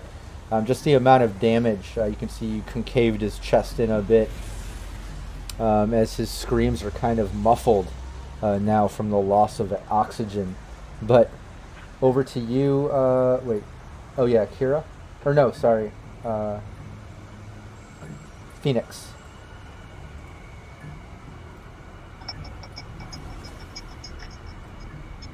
Oh, you're muted. Am I? Now I can hear you. I did it on this thing. How close is he to us now? So you can even 10 closer? meter. Oh yeah, Yeah. but yeah, we'll say yeah, he's about to pop out. You know, he's about to walk out, like I said, on the next round. All right, Cynthia. Live or dead? What are we doing? Because I can stab him on his foot, like crawl out and stab him with my whippers, or you can shoot him. Well, I'm trying to keep him alive because we need information. So alive. So Yeah. can we hear y'all? Yeah, all of you can hear, I would imagine, since you're all kind of right there and on comms. The other thing, too, to remember, before, you know, Wolf, you can obviously say something, but something to keep in mind, Phoenix and Cynthia, since you guys kind of got the jump on this guy, Cynthia stealthily kind of saw him with the mirror, you know he's there, you're off to the side, you know, you could hop out and kind of attack him or grapple him or do whatever before he steps out, or you could hold your action similar to like what Wolf did on that guy, like hold your action till he pops out, in which case you'll get the jump on him and be able to do something before he can. So you do have a couple options there, since you see him coming and he has no idea that you two are right there. But Wolf, what were you going to say? I'm just gonna say this guy. I don't think he's gonna make it, so you probably want to keep that one alive. Oh, yeah. Well, that's our plan. We're just trying to figure out, should we jump out on him now or wait till he comes out? Because we can't really hear. We're just kind of judging on our view. I say we wait. I say we hold up until he comes out when we can actually see him, and then we'll just jump him because we still got the upper hand. Yeah. All right, I got my wolf out. I'll be on one end. I'm going Right. to kind of move over to this other little one, like up a little bit. Still inch down. I'm still like crawling over there. Yeah. Just waiting. Yeah, you can do that. You can hold your turn and kind of wait for him to come out, which you know he's going to be doing at the top of the round, which should be after Looper's turn. So, Looper, what are you doing? You kind of hop behind that cover as the guy popped out and took a shot off at Wolf. You know, Wolf took a shot at him. He took a shot at Wolf. Wolf took another shot at him, like doing some damage. But you see it all going down as the guy's still posted up there. Oh, he's still standing.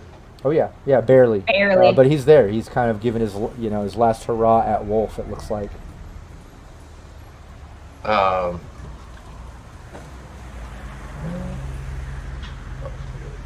I think we skipped me one. What was that? yeah, I think we skipped me. Oh, Kira.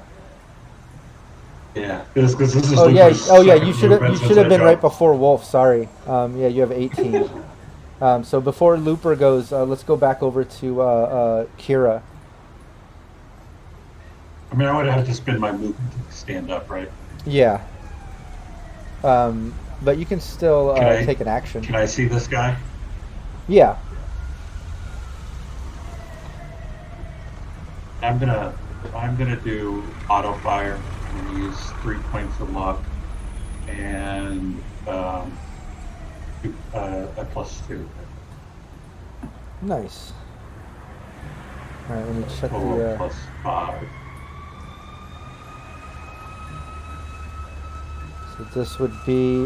You have. Is your submachine gun or a rifle? SMG. SMG. That's right. So it would just be 17, and then what's your? You said you did +3. It's a +5 to, so it'd be 23 total. Nice. It's a hit. Yeah. So give me your SMG is a ×2 on your. What is it? 2d6. What is the? Hold on. Yeah, 2d6. Isn't that? The 2d6. Yeah, 2d6 times the amount you beat the DV. What was your total amount? 23 was my 23. total. Up to, and then up to 3 is my auto fire number. Nice. So 3. And what did you roll? 8. So 24 damage. Nice. Damn. Oh yeah. You can describe how you turn this guy into Swiss cheese, basically. Jeez. Yeah, I just get up and I'm still cursing, and I think about telling him to put his gun down, and I say, fuck it. Damn. Crack it. Nice. Unleashing it just on full auto. Let me see here. I do believe that we do have some automatic here on Sirenscape. Nice. Trigger a few of them there. As that guy just crumbles down onto the railroad tracks and blood just splatters all on the front of this metro. Looper, over to you. Didn't even have to squeeze a shot off as these shots come from over your shoulder from Kira and Wolf, finishing this guy. I'm not in your Sirenscape game. Oh, I don't know what happened. I'll have to repost the link to the chat. Make sure all of you are back on there.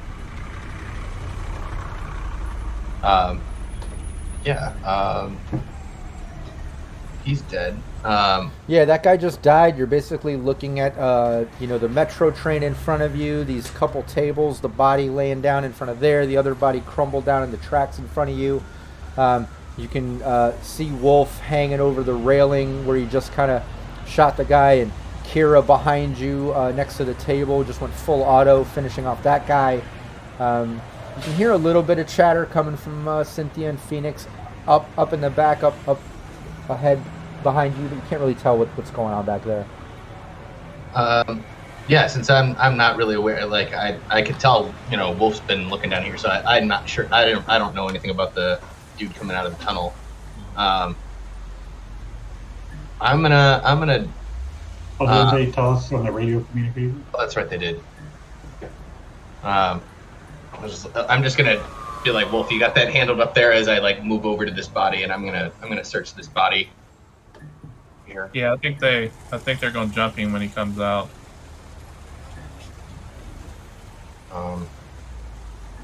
Should I give a conceal reveal check? Yeah, I mean, you can give me a conceal reveal. Not a lot is too much hidden, but give me that. Let's see the level of 14. See what I can find on this guy.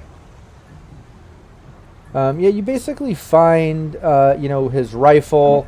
You find 60 ammo for it. He also had a very heavy pistol inside his jacket with 40 ammo for that. He had some handcuffs. You see he had homing tracers. There's a radio communicator on the table.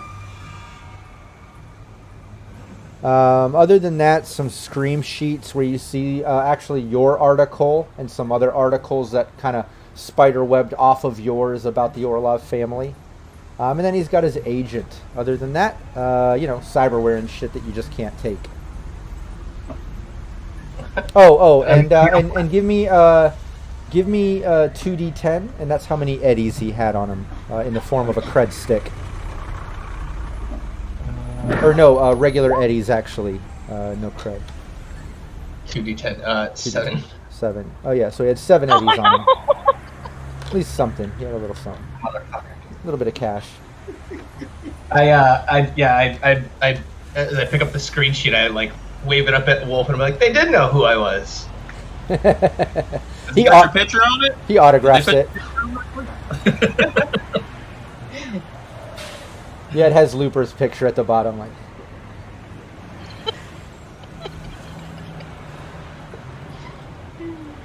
Oh no.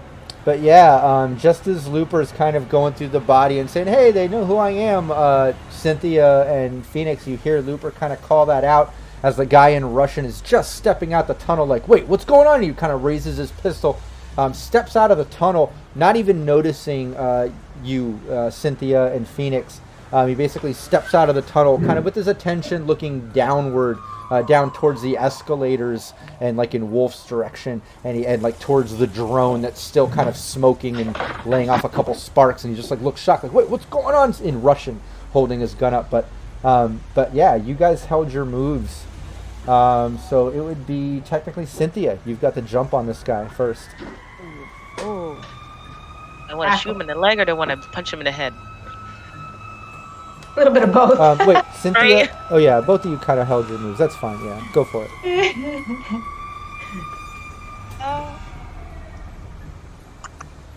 Yeah, I'm gonna. Oh man, I'm nervous now. I'm just gonna jump in. I'm gonna try and grapple him. Okay. Yeah, go for it. Falling, right? Yeah, brawling. Oh shit. Oh, and I'm going to tell you 2 things that kind of work in your favor. One, I rolled a 1, so that was a critical fail. Didn't take too much out of it, but I also give this guy a negative. You got the jump on this guy, so I'm giving a little modifier. So yeah, what did you get? Got 11, so it worked out. Yeah, that's enough. Nice. Cynthia needed that one from you. Wouldn't have if I got that critical fail, because that's not that great of a roll, but lucked out for you. But yeah, you grapple this guy up. He just looks confused again. Some Russian cuss words that you do actually know now. But you grapple him up, kind of holding him in place. And Phoenix, you were holding your move too. You can assist, grapple more. You can take some damage from him. You can engage in conversation. You can do whatever you want. Basically, Cynthia just grappled this guy up. But he is still, holding his pistol. Just so you know how grapple works, you can still take actions and do things. You just do it at a -2. So he is still kind of grappled up in that situation. What do you want to do? I want to try to grab his gun out of his hand so he doesn't accidentally shoot one of us. Sure. Good idea. Yeah. Give me your grapple. And can I use? Do we still have any luck or points from the team? Yep. We have We have 2 plus 2. Twos. Yeah, since Venus is all happed up on her Xenko. Yeah, give me your brawling. I did. It's 12 plus the 2. Nice. Yeah, you got it. You basically, at the same moment that Cynthia grapples this guy up and he looks confused, cussing in Russian, "What the fuck?" You just grab the gun out of his hand and he's just like in shock, like just completely surprised that you 2 females just jumped on him the second he came out this tunnel in confusion. Yeah, when I grabbed it, I was like, "Mine!" in Russian, and then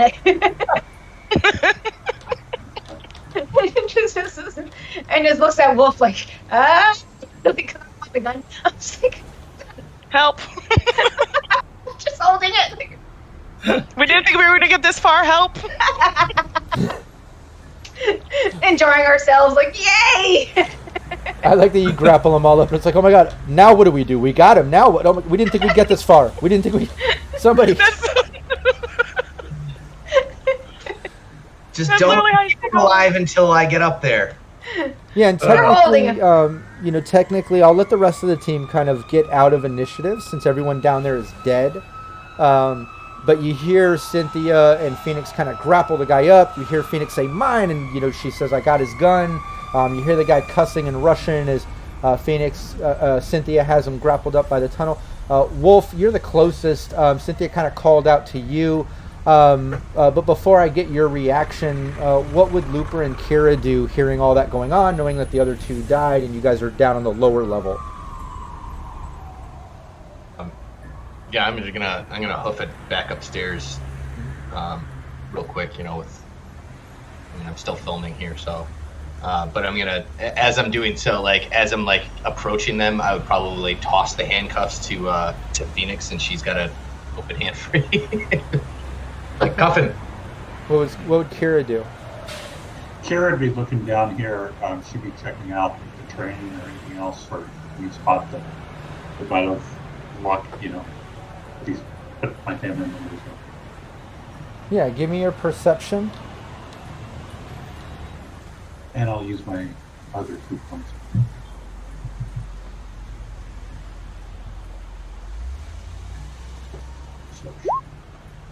So 16.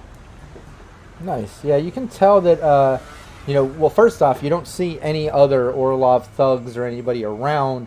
It's actually eerily kind of quiet down here considering all the gunshots and things that just went off. You can kind of hear some of the city sounds outside. Anybody that had the ear damage, yeah, you're still getting the -2 to audible perception checks, but the ringing is kind of subsided. You guys can kind of talk to each other normally now and stuff. But you notice that this train is on. It's running. It seems to have that sort of electromagnetic hum to the tracks, which is weird. This is the old metro system, but it is up and running. And no Orlovs around. Sorry. And there's no one else around. There's no family members or anything. No, you don't see any out here. So I would communicate the thing about the train down here. The fact that it's actually running. I think we have a train to catch, everybody. Sounds like it. And yeah, We got a hostage. And as Looper makes his way up to film and Cynthia grapples and, Phoenix catches the handcuffs and attempts to handcuff this guy, you see all that going on. What does Wolf do? As Cynthia grappled, she did call out to Wolf saying, "We didn't think we'd get this far. Come help." What's Wolf doing? Okay, Wolf will move on over to where they're at, and if Phoenix it was Phoenix or Cynthia that was handcuffing him? Phoenix was going to Cynthia currently has the guy grappled up, and Phoenix, I had the gun in handcuffs. Yeah.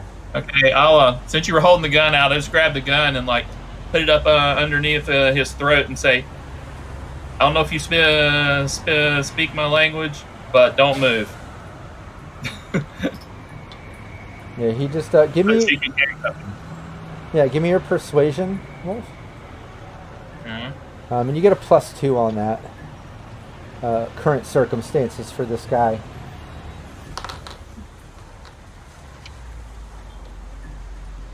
Oh, you got a Nutty Artist. Thanks. Got a +2 for the team. There's another +2. That means because Phoenix, you just used the +2, right? Yeah. We have 2 left. Yeah, I'm gonna use a +2 and Left. 3 points of luck on this.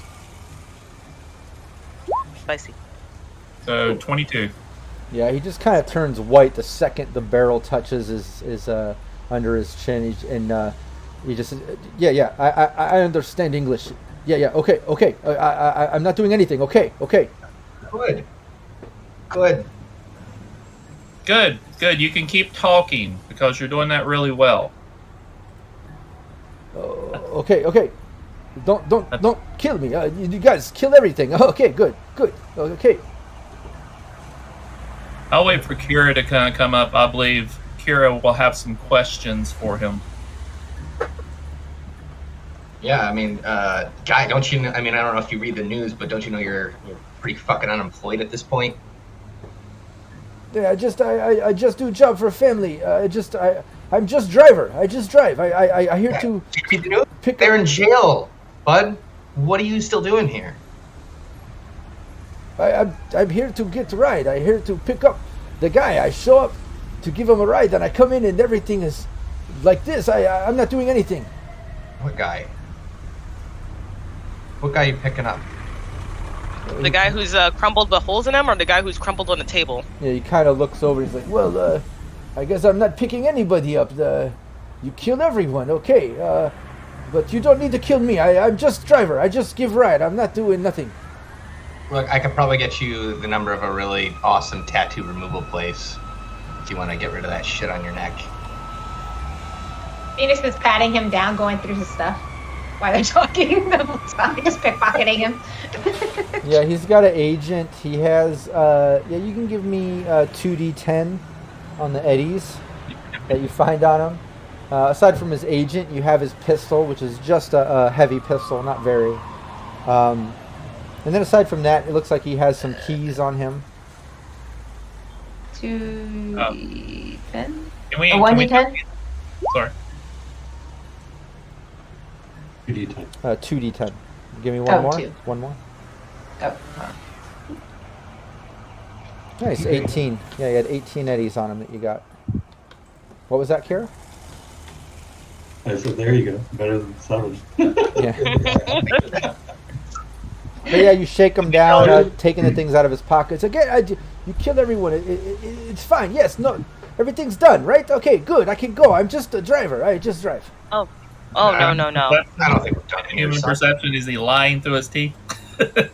Yeah, give me human perception, Wolf.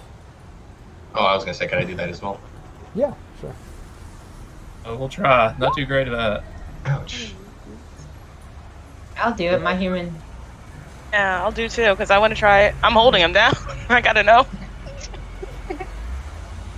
I failed. And Phoenix, You know what? have human perception? Is that the one we're doing? Yeah, human perception is what you use to kind of Yeah, there it is. check people, you know. I hit it once. Nice. Good job. Thank you. Thank you for only hitting it once this time. Everyone, you can kind of tell, it seems like he's being truthful. You know, he's just a driver. You can just let him go. Phoenix, you can tell, he's not just a driver. He's part of the Orlov crime family. Yeah, he might be a driver for the family, but he's fucking part of them, you know. You can tell he's... Yeah, he's not a good guy. You pick up on that. No, everyone else isn't picking up on it, though. So Yeah, I'm like, I don't trust this. I don't trust this guy. My ears are still ringing. I don't trust him. I think eventually Kara comes up the stairs. Oh, yeah, you're there now. Gun at the guy going, where's my family? Where's my family? And, you know, he's got it right at his forehead, regardless who else is there. Unless you want to end up like the guy in front of the train. Where's my family? Okay, I don't know. I have nothing to do with that. It's not me. It's them. Okay, they keep it down in this service area. The service area up ahead, up the tracks, just a little ways up tracks. So you get whoever they have. You take. It's not me. It's not me. Well, maybe you can lead the way. Yeah, put him in front. Yeah, put him in front and push him along with the gun to the back of his head. Solo? We're going, Yeah, you can we're do going on that. a field trip, friend. Yeah, Cynthia. Kara just grabs his handcuffs and starts leading him down that way. Yeah, exactly. Yeah, and while Cynthia has him grappled, at any moment anybody can kind of take it. He's not trying to contest that. He's not trying to fight his way out of the grapple. So by all means, you guys you're in control when you have someone in grapple. So you guys get Did him. we handcuff him yet? Yeah. Phoenix already got the handcuffs on him. Yeah, but you guys can escort him down to the train, taking him down there. Kara definitely would not be doing it nicely. It's pushing the guy. Oh yeah, it's like if anybody's watched, Rag doll. anybody ever watched the way Al Bundy removes Kelly Bundy's boyfriends on Married with Children in the door, and he hits them against the door before he sends them. I don't know. It's an old school show, but I love it. Exactly. But yeah, it's Give him a flat tire back of the shoe. yeah, exactly. Yeah, everyone's fucking with him on the way to the train. He's hating it. But yeah, you get down to the train. He says, "What? I don't know. What do you want? It's just up the tracks." He kind of points, forward down the tracks. And without even having to do a perception, you look down the tracks and you can see where the tracks continue to kind of curve around the edge of the intercoastal along the old combat zone. You do see a little bit of light up ahead. Like it looks like it curves around a little and then maybe forks, and off to the right a little bit of light. All right, it's just up there. Just anything that they keep there, your people, whoever up there maybe. It's not me. Yeah, I'm I not think we walking should- down tracks with an active train right behind us. That Yeah. seems like a way to die. The train Also, work. I think you should come with us. Take the train. Yeah, Let's he's take definitely coming with us. Yeah, he's gonna Take the be train. put his body right in front of the window. We hide behind him. I say we take him with us as collateral, and then we hop on a train. That way, if we do find a family down there, we can put them on the train. We can head on out. Yep, let's run over that body. Get it out of the way. It's already down Good there. point. That's a good point. Yeah. Does anybody know how to drive a train? There might be No. a nomad in the team now. And guess what? They don't have points in. It's a land vehicle, right? Yeah, it would That'd just be be like- it'd be that would land be- vehicle. Oh, and I have points in that one. No, it's train vehicle. Do you have any points in train vehicle? Specifically, it's No, one I made up. I didn't unfortunately, tell you I about don't. that. I didn't tell you about that one. Are we getting in this Nice. train? Oh yeah, Should yeah. we check or make sure there's no bombs in it? Please. Oh, sure, let's ride the train. Make Yeah, sure and it's not booby Phoenix- trapped. Yeah, Phoenix, you can give me a perception I don't want to get blown or, up or again. a conceal reveal. Yeah. Remember the band Venga Boys?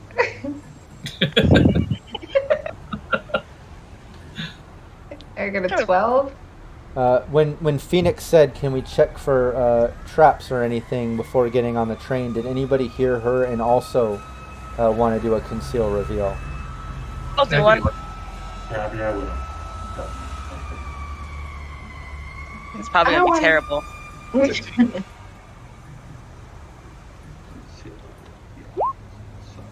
Oh, cool. And a critical success, Cynthia. Wow. Oh, wait. Sweet. Yeah, you can tell. Like, are we still waiting on Wolf? Yeah, Wolf. Conceal What's reveal. the conceal reveal is like terrible. You can still give it a shot. play along. This is pretty difficult too. But I can tell you that Cynthia was successful. I have no points in it. I just lucked out. Yeah, that was great. What's it under? Because I can't find it. It's in the top left. It's the very top of Awareness. skills. Oh, okay. The very first one. Oh, look at that! What? Nice. Look at Wolf. Yeah, Kira, Cynthia and Wolf. Those are great rolls. Both of you notice as you're going in, because you had to beat a 17, but you can see that there is some other type of like trip mine sort of set up towards kind of near the entrance of the train on the edge of the tracks. And it looks like it's not set up though, like it's set up but not armed. Like maybe they arm it when they leave or something like that, but it's there. You notice it, but not armed. Yeah, I'm still not going anywhere near that, guys. Oh, gee, I wonder why. One was enough. Did we learn our lesson about just marching into things? Listen, I wanted to. Okay, yes, I learned. Okay, thank you. That's all I wanted to hear. But yeah, you're able to get on the train. No traps, no problems. And Kara, when you get on there, that amazing land vehicle, like, you never really had to run a metro or do anything like that. But just your general background, just being a nomad, knowing about vehicles and shit, like, you can look at it and you're like, oh man, like, I've seen similar things on old school trains and things I've read, other vehicles I've run, like, you easily figure it out. It's already up and running. It's on a track. You don't even have to steer. It's pretty much forward, backwards, controlling the throttle. But yeah, it's running and you're in control. Do the doors give the boom boom? Doors closing. Oh yeah. As they should. The Yeah, but- doors open on your right at Addison. The doors open on your right at Addison. Doors open on your left at Addison. I still remember. Doors open on your Mind left the gap. at Addison. But yeah, as you, Please mind the gap. I should know that one too, because that's my stop. That used to be my stuff. that's funny. But no, as you get on, Kira's able to kind of, take it out of neutral and kind of power it on to where she's in control now. All of you kind of feel it kind of rev up. Can almost feel that sort of magnetic unhook from the electromagnetic tracks as it kind of hits that weird cushiony, floaty feeling that the old metros have. But yeah, Kira's in control. Let me ask the guy, how long down? How far down is it? I don't know. It's not me. It's just up a little bit, maybe. The little service area you see, it's some light up there, maybe. I don't know. Not me. Just flick him in the head. Not me. Wolf, I think this train is missing a, someone freshly pissed their pants smell. You wanna scare this guy a little bit more? Tuck the gun underneath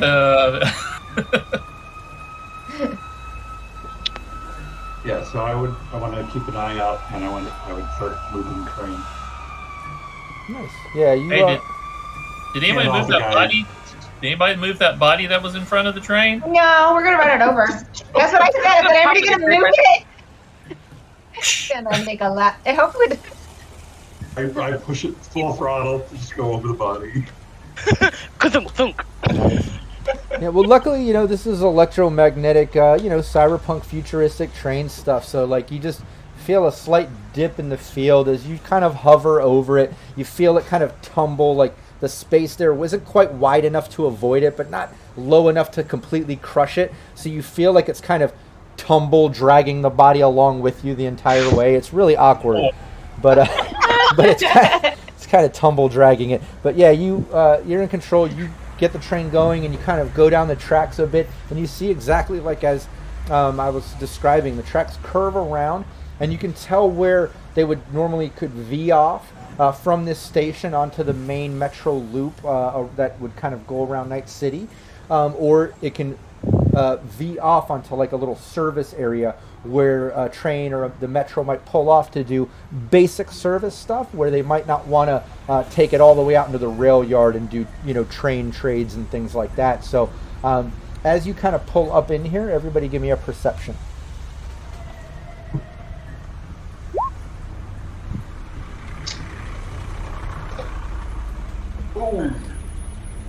Kira's too busy driving. Yeah, she's focused on her fun new vehicle. First time driving a metro, Yeah. She's having fun, They're like all doing first the land vehicles. yeah. You're doing the intercom. Never a You're train. you're running the lights. You're doing the voice, like the train driver voice, like everyone put your shit in upright position or whatever. I don't know. Exactly. Yeah. There's the subway voice. Meanwhile, I'm just seeing into the future. Damn. Yeah, with Damn. that perception. I know. Yeah, that was awesome. Where Yeah, was you and mine? Wolf once again. Phoenix with the 13. Yeah, you did pretty decent. You see that it's like I said, a sort of service station for trains that they would normally pull off back in the day. But you can see it's powered up. There's lights up in this section, just like the station you came from. And for this being the old metro track and station, that's definitely not typical. They obviously have it powered up as the Orlov little hidden side base or whatever they're doing here. But as you pull up, Wolf and Cynthia right up front while Kira's driving, you see the best. As you pull up, it's another sort of service station, very similar to this station, except not 2-level. It's kind of a 1-level, and you can see there's a old rusty like metal door similar to the one that you came in from the service tunnel where you entered. But next to that, there's like a big like crate trailer, cargo trailer. Other than that, there's yeah, you got good enough perception. You can see there's like old tools, things that they would use to service the trains up in there. Other than that, there's another sort of like a desk and chair setup, like maybe where some of these guards might hang out. You can see like old kibble bags and pre-pack packaging and stuff, like they've been down here a while maybe. But that's what you see as you approach, and Kira pulls up to this station. Last stop. All right, we open the door. I'm going to use this guy as a human shield, and I'm going to walk him out. We don't see any people around, right? No, you don't. Just other than the tools and debris, desk with some food packaging and shit. There's the cargo container that's closed up, and that sort of rusty door. Yeah, let's go check the cargo container, because I think Well, they like to keep people in those a lot of times. I mean, Yeah, I used to have true. a lovely one I rented out. So Just give me a clear line of sight, man. All right, I'm bringing my friend as a human shield in front of me up to the door, and then kind of reaching around and undoing it and opening it up, pulling him back. Nice. Yeah, you get up there, and yeah, you can see it's just a cargo container. It has a manual padlock chain, like where the thing drops into the little slot with the loop. So it's nothing modern. This is a very old school cargo container, but it is locked, chained up. And you and Looper each give me a perception check. Well, actually, all of you can give me a perception check as Wolf's kind of getting up to this lock. Roll for perception. Lots of perception rolls back to back here. Oh. Hey. Hey, look at the Looper there. Look at 30. Looper. He's all hyped. Yeah. Yeah, and and it makes sense because Looper. What did you get, Wolf? Ooh, 25. Nice. And it makes sense because I'm given the negatives on the others because of the ear issue. But it would make sense that Looper and Wolf got such high rolls on that. That's great. As you're kind of getting up to this and you see it's padlocked closed, yeah, you can hear like scurrying like noises inside, like little scuffle and like a little knocking noise for a second, and like there's definitely something moving around in there. Let's open it up and see what's in it. Yeah, it's padlocked. You'd have to give me a pick lock. Padlock. Yeah. Now let's try picking the lock. You do a pick lock, or you can do some type of melee or shoot it. Yeah. I just tried. It'd be more fun to do pick lock. Yeah, I've got a pick lock skill. Let's try that first. I have pick lock too. I mean, you guys are badass edge runners. You could easily put your gun right up to the padlock and shoot it, or melee it, or whatever. But let's flex these skills first. Is pick lock. Let's give it a shot. Who's trying? Oh, let me try because on our hiatus we the whole team. I got it too. All right, give me it. You didn't. Did it go through? We both got the same shit. Hey, we're towards the end of the session here. Do you have enough +2s? You can use 2 times the +2s for a +2 because I allow post roll. Yeah. To use the +2s at double the expenditure. We have 1 + 2. 1 + 2. Okay, luck. You just got to beat a 15 is what I'm getting at here. As a GM, we're at the end of the session. I'm trying to make it kind of. I have luck. I'll use my 4 luck. I'll use my luck. There you go. You use it. Yeah, Looper. No luck picking this. It's not working out. But Phoenix kind of move out, get out of her way. She messes with the lock a little bit. Maybe you loosened it up for her, but she gets it open. She picks the lock. It is now unlocked. Yeah. All right. Yeah, I'm here. Maybe a mirror and a cosmetic kick. Because mine got blown up. Oh, girl, no. Please wait. We're gonna have to wait till we go home. I need a shower. Open up the door. Nice. Yeah, you pop the door open, and Kira, the first thing that you see is your clan, your family is in here. You recognize them immediately. The rest of you see in this container, it's just an empty shipping container. It smells very musky, very hot. It feels like these people have been in here all day.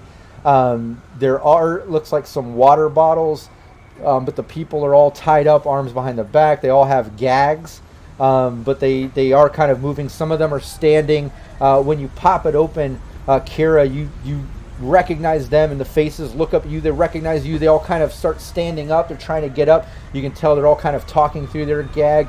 You see a couple of the elders there. I know Kira doesn't have actual blood family, really. I think she does have her sister. Her sister. She has Nerys.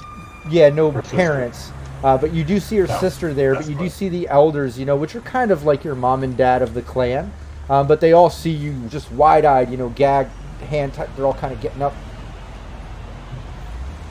Yeah, so I quickly am trying to help them get out.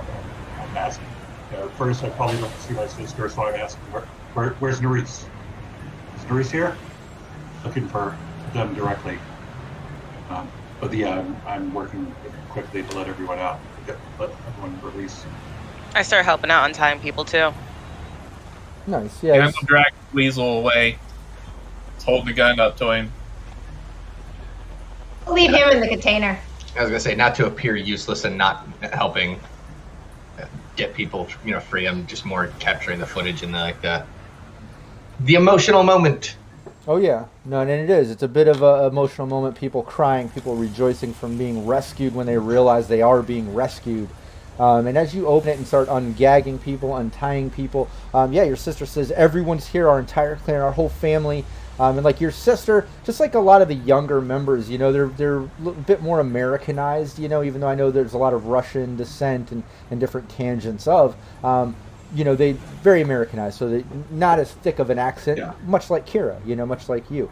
So as they get out, we're all here. They've been keeping us for the past weeks. We thought you were dead. You went on the scout. You never came back, and then they ambushed us. I don't know how they knew about our trade route, but they know, obviously, the brain dance getting info from you. Yeah. But they thought you were I dead. would have filled them in and stuff, and I don't know what's been going on. And, inform them that, my buddies here, we are kind enough to break the story. Help me out. Yeah, no, and the elders kind of step up, giving you hugs and, rejoicing in the family reunion here and the rescue, and just tell you, like, Kira, we thought you were dead. We had no idea you went on your scout and never came back, and then we got raided, and now they've been keeping us, trying to leverage us for more information, and I don't know what has been happening. We've been here for weeks. As soon as I realized once the team here rescued me, I immediately started searching for y'all and couldn't find anything. So still don't know the full story of what's been going on, but I'm glad to see that everyone's okay. We thought we were dead. We thought our whole family was fucked. They took everything. They took all of us, but now we're all here and we're all alive. And they all just kind of realizing, like the Orlovs didn't really kill any of them, with the exception of maybe one or two during the ambush, like any sort of conflict situation. But yeah, they're all there. They're all accounted for. I mean, you even point out, that you have all the vehicles outside too, maybe. But no, they're happy. They're excited. Yeah, definitely. I would be forming them that our livelihood is we've secured the vehicles upstairs. Let's get everyone back to the vehicles, so the people who need it can get rested and get comfortable in the RVs. Yes, and who are all these people with you? Your friends? And they kind of go around and they're like shaking everyone's hands and hugging. I mean, the whole clan is kind of gathering around all of you and thanking you and shaking your hands, giving you hugs and thank you for helping our daughter and thank you for helping our clan, our family. We're indebted to you. Anytime any of you need anything. Well, thank you. I look over at Cynthia and I'm like, new fans. Stop! Oh my god. Let's get them all on the train. Let's get out of this. Let's get out of this dingy place. I'm sure you guys want some fresh air. Well, as fresh as it can be in Night City. So let's get them moving. Hey, what do you want me to do with this guy here? Oh, leave him in the crate. We'll lock him up and leave him there. So I'm gonna take him. I point to the elders and say, what do you want us to do with him? Oh, good idea. The only person left from the family. No, I leave it to the elders. Yeah, he looks at you, and now I want to ask you something about this because I don't want to lean into a certain sort of clan personality, for the family. But for me as GM, I would have the family, be a typical nomad in the time of Red, which they're handling all convoys, resource sources, and transport and stuff. You can't really fuck around when it comes to people fucking with your livelihood and your family. And I think nomads are very, kind of hard when it comes to that. If it might have been something else, maybe they'd be, lock them up, hold them responsible. But I would think in this case, it's no, fuck with the family. They tried to ruin us. Yeah, that's pretty much the PAC's overall philosophy is definitely they're doing their jobs, they're working for good, they accept others, But yeah, if you mess with the family, yeah, you're not going to be treated very nicely. I would like to Was- think So that. yeah, I must have. Were they speaking English? The younger ones probably would speak more English, but the older ones probably are mostly.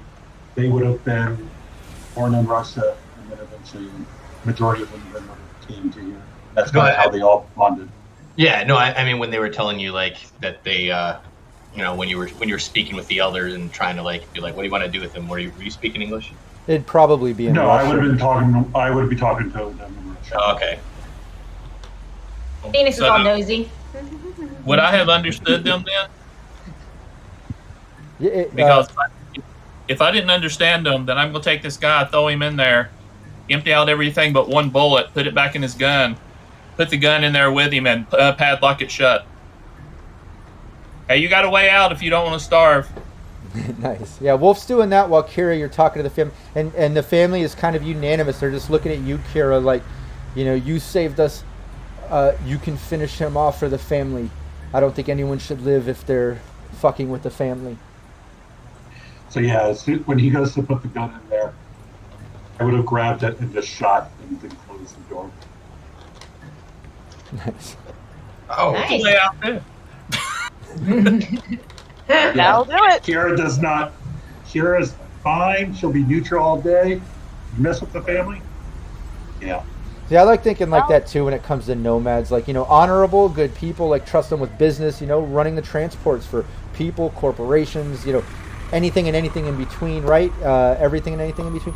But I like to feel like nomad being pack and family oriented, it's like an honorable crime family vibe when it comes to family, like how it's got that like, you don't fuck with the family sort of take it over. It's like nomad version, like where it's like kind of the good guy version of that, but like you're still not fucking with the family. Just imagine everyone, instead of being the Italian mafia, they're all hippie, wear medium Yeah. clothing.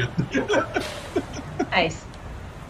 Oh yeah, Good but job. Kira, you get the green light from the family to finish them off and put an end to the Orlovs, and they finish rejoicing and get back out to the section. What are you doing? Hopping on the train, going back out the way you came, and going out to the train yard where they have the vehicles.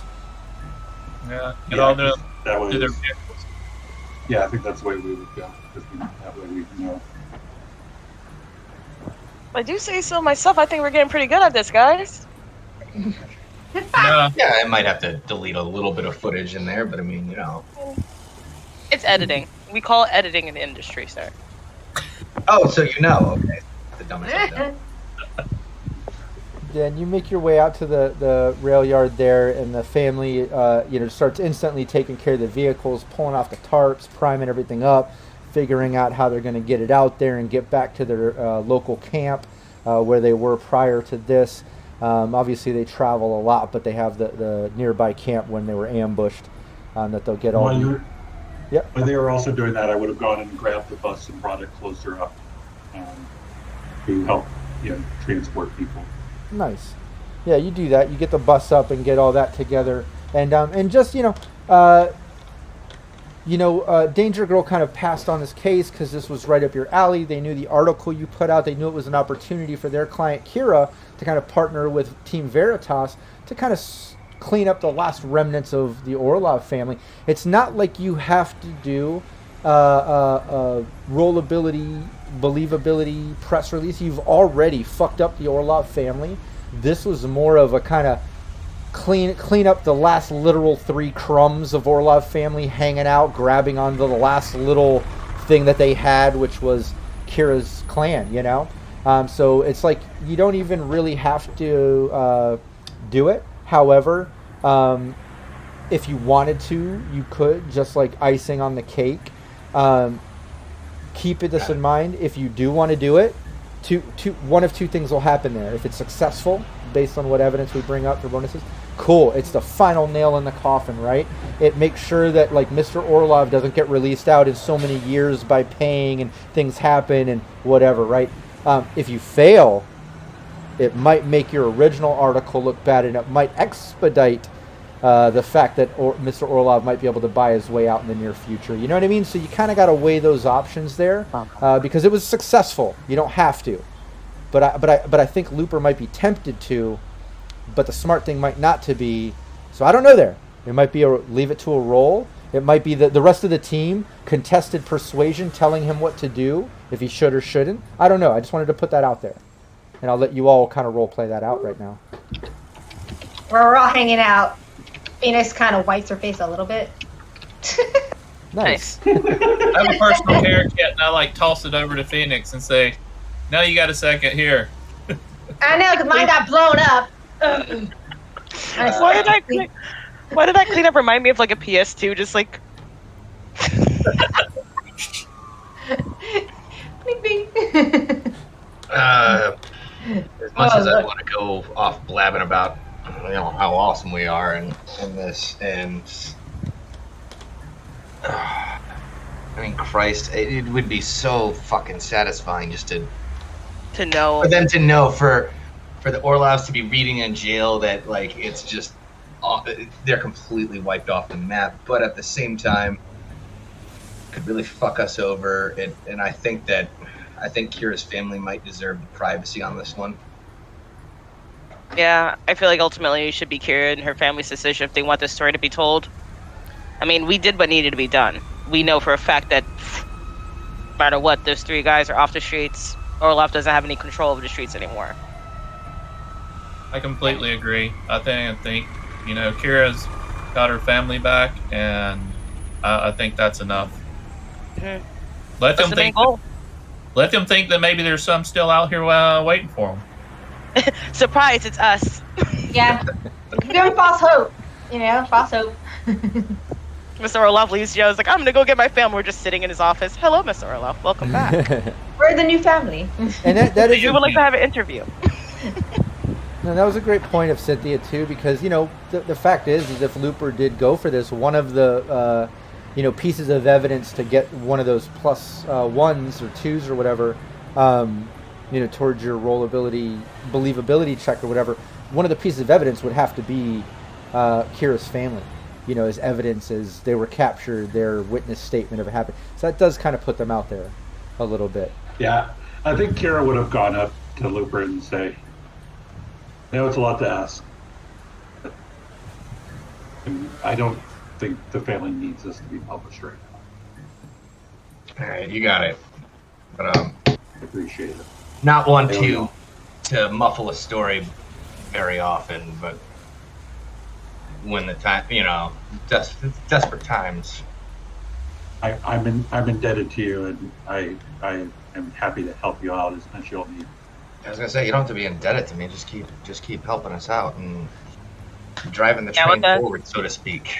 So does that mean you're gonna stay with us? Are you gonna stay with us and not go back to your clan?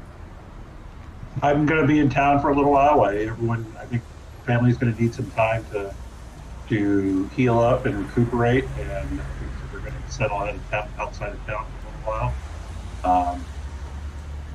I'll say that. Yeah, I'm gonna be sticking around town. I would also like to say that the elders, your mom and dad figure of the clan might lean in and tell you in Russian, Kira, as much as we love you as part of the clan, and we will still call on you for help with the family when needed. I think you and your new team here can do a lot of good for the city and for the world in general with what you did to help the clan, and obviously there's good chemistry here, and I think you should stick with them and help people, but we'll obviously call on you when we need you, but you have our blessing. Yeah, and I imagine she would still be doing, while she's in town, she would be staying in contacts with working with the courts and lining up jobs and stuff like that for the family, since she's staying in the city, that kind of thing. So yeah, she would definitely be feeling indebted to them, because the team did not have any responsibility to help out, and they helped save the family, so she would be wanting to help them out. Well, I need a hot shower and a drink. Oh, you were way ahead of me. Oh yeah, I was just bringing I you. need to clean the rest of my body down. Yeah, I was just bringing you back to the home base, as a matter of fact. What was that, Kira? There is technically a shower in the bus. Oh. A shower. Let's see. I like the bubble bath. When you say restroom. when you say technically, does it have hot water? That's the real. You said Yes. technically. Okay. Basically, think of a converted school bus. The front part has seats with a table that can be pulled up and set up in between the two seats. There's a small kitchen, and there's a sleeping area in the back with the bathroom and everything. Nice. Oh yeah. Well, yeah, Bubbles. Yeah, I was gonna say, Kira's family gathers the, all the vehicles and heads out to their local camp to kind of regather their plans and get back into the movement of the family business. While Kira heads back to the home base, the Team Veritas Media converted firehouse. For anybody new watching the stream, that's what the home base for Team Veritas is. It's an old firehouse on the edge of the hot zone over there. An old Japantown, I think, on the edge of hot zone and combat zone. But you get back to the firehouse, you're able to get some showers and clean up, kind of call it a day, get some rest, get to spend a little bit of downtime with your new partner and teammate Kira. Get to know her, more on a personal level rather than just combat and mission. Now you finally have a little bit of downtime to just kind of shoot the shit and hang out. But before you even get into a little bit of downtime, after you don't laugh yet, Kira, but just as you all get showers and clean up, Cynthia gets a call on her cell phone from her uncle. Her uncle in Los Angeles, who she hit up before, not too long ago. Hey, how you doing? Hey, Cynt, I hate to call you about this, but do you think you and your friends can come down to Los Angeles sometime in the next day or two? I got an issue I got to run by you. I can send for a ride if you need a ride, but can you and your friends come down here? 1 second. She puts her hand over the receiver of the agent. Guys, how do we feel about Los Angeles? Road trip, hell yeah. I swear I'd never go back. Are you down? Hey. Well, all we gotta do is fuel up the bus and we hit the road. All right then. It'll be a yes. We have a ride, so that shouldn't be a problem. Is there anywhere in particular you want us to meet, or? Just come into my office. Give me a call when you get into the city. And that's great. Yeah. That's great, honey. You got a ride now. That's awesome. So yeah. Well, wait till you see. You'll get a hoot out of it. Okay. Give me a human perception, Cynthia. Sure. This will be a +2 because this is family. E.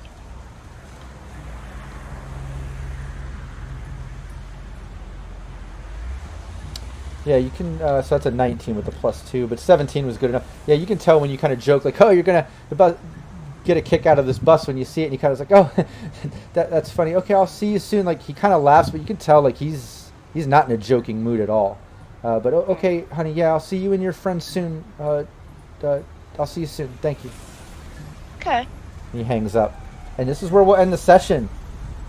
So yeah, and I also saw first time chat from Pale Horse 99 saying the sirens were starting to drive them crazy. Yeah, I'll stop the Sirenscape now the game plays on. Yeah, sometimes Sirenscape, those city sounds can get you, especially if you're listening to us in podcast form. I've had some viewers say they listen to the podcast while commuting to and from work, and they're like, every once in a while I think there's a fucking cop pulling me over. I'm like, damn it. So yeah, shout out to Sirenscape. That's awesome. Sounds real because it is. But yeah, we'll end the session there. There's a little 2-session campaign, a little, it's all about the family campaign, bringing Kira into the fold, into the team, kind of a trail over from the previous campaign where Kira was an NPC created by Jamie, actually, that you rescued, evolved into a team member, part of the team with this little campaign to rescue her family, bring her in, which he did successfully, and now got the blessing from the family to continue on with this new team. Seems like you're doing good. Still might have to help the family when applicable, obviously being a nomad pack. But right at the end of the rescue and finally winding down at home, Cynthia got a call from her uncle in Los Angeles, who you talked to once before when you wanted a little bit of help kind of hiding out that body, that guy, getting him out of trouble, but he didn't want to get too involved with any criminal stuff. But he did send you 1,000 eddies to help your endeavor at that time. So he is a good uncle. He always tries to help you when he can. But yeah, he called you. You could tell he was kind of worried, wasn't really in a joking mood, but he needs you to come to Los Angeles to talk as soon as you get a chance. So starting in the next campaign, that's what we'll do. We'll start off with the team kind of heading to Los Angeles to meet Cynthia's uncle. I want to tell everybody watching and remind the team that, our team is starting on a new schedule. We're doing it like the second and last Wednesday of every month, so it's going to kind of feel like every other Wednesday now, which is great. We'll be able to flow the story a little bit better without huge month-long gaps in between. So everyone, keep that in mind, everybody watching too. I'll be putting out the promos in the next couple weeks. You won't have to wait till the end of the month. We'll be playing much sooner, and we'll start that new campaign. Before we sign off, let's just go around the table one last time. Everybody, just remind people where they can find you online, so anybody watching can show some support and tune in every time. That'd be great. Val, why don't you start it off? Twitter at cyber_Valerie. I remembered. Nice, you got it. Will. Hi, I am Will. You can find me at Billy Huddles on Twitter, or Rook on the Discord, and looking forward to seeing you in less than 2 weeks. Nice, awesome. Oh, and I see in chat, Pale Horse says he lurks off and on. He was mostly following the Sirenscape story, but wandered in here. So hello, now back to lurking. Awesome. Yeah, don't lurk too much. Feel free to join us, and contribute ideas to chat. We always love pulling stuff into gameplay. And that's awesome that you watch the Sirenscape weekly gameplay. Anybody paying attention, I run the Sirenscape team every Thursday over there. I'll be doing it tomorrow. But I do cross over some of that lore, as maybe you've seen, where Phoenix the Fixer hooked up Alley Cats the Rocker over there with the venue for her signature series chocolate release party. And then there's some other things like crossover, as well as some of my other teams. So anybody watching, tune into all my different teams and streams and gameplay. It doesn't matter what channel. If I'm running a team in Cyberpunk Red, chances are I'm going to cross over lore. I've even crossed over a little bit of lore and NPC stuff from Fallout, from my Cyberpunk Red into that. Like I have fun with that shit. So if you're a fan of what I do and you tune in, pay attention to the details. It can be a lot of fun. Jamie. Hello, I'm Jamie. Feel free to follow me at Purple Fire Drake on Twitter. I just set it up, so I only have 2 followers currently. So I need some more followers. Hell yeah. Otherwise, I'm in the Discord chat, and you'll see me here twice a month at least. Hell yeah. Jancic. Hi, I'm Jancic. You can find me on Twitter at Jancic_1, so please follow me there. Hell yeah. Naomi. Hi, my name's Naomi. You can find me under the username of MadLassMcGee or just MadLass, usually on Twitter or on, I think also on Discord. Yeah, I'm also MadLass on Discord. So yes, reach out to me. Say hi. You're just MadLassing it up everywhere, I guess. It's even my gamer tag. It's She's a MadLass. Exactly. Hey, and I see Donna Trace Cuervo, who's also Raven, who I shout out through Patreon and in the community in there, giving a thumbs up and paying attention to chat. I do want to give a little shout out because Raven's going to be starting up, like I said, in May and moving forward. Lots of gameplay. I've got a bunch of streams coming up, but we also have some players that you might recognize stepping up to the GM seat, one of which is Raven. So she's going to be running a High Riders campaign. So Cyberpunk Red with a space theme, which will be really cool. I don't think a lot of people have done that. I don't think anyone's done it for Cyberpunk Red yet. I remember a couple back in the 2020 days dabbling with the High Rider stuff. But I think this will be a lot of fun, the first of it, and she's going to be putting out a supplement for it too that she's working on. So everybody check that out too. I'll cap this off with, hey, I'm Rob Mulligan. I'm the Game Master here, but I'm also the founder of Cybernation Uncensored. You can follow me on Twitter, Mulligan101. I'm also on Instagram and other places. But more importantly, follow and subscribe to Cybernation Uncensored. Fuck me. Follow the brand. that's where it's at. That's where all the cool shit is, you know? Like, I'm all right, but the brand, that's fucking awesome. So check that shit out. Lots of gameplay streams, tutorials, all kinds of content. So check it out. Also, I just want to reiterate, follow our players. Show some support. As Jamie said, she just made a new Twitter. So dive into that, give her some followers, and show some love to all us awesome players and people creating all this content. And look out for the new promos. Like I said, we're bumping it up to every other Wednesday. So thanks again, everybody, tuning in. We'll see you next time. Take care. Cyber Nation Uncensored.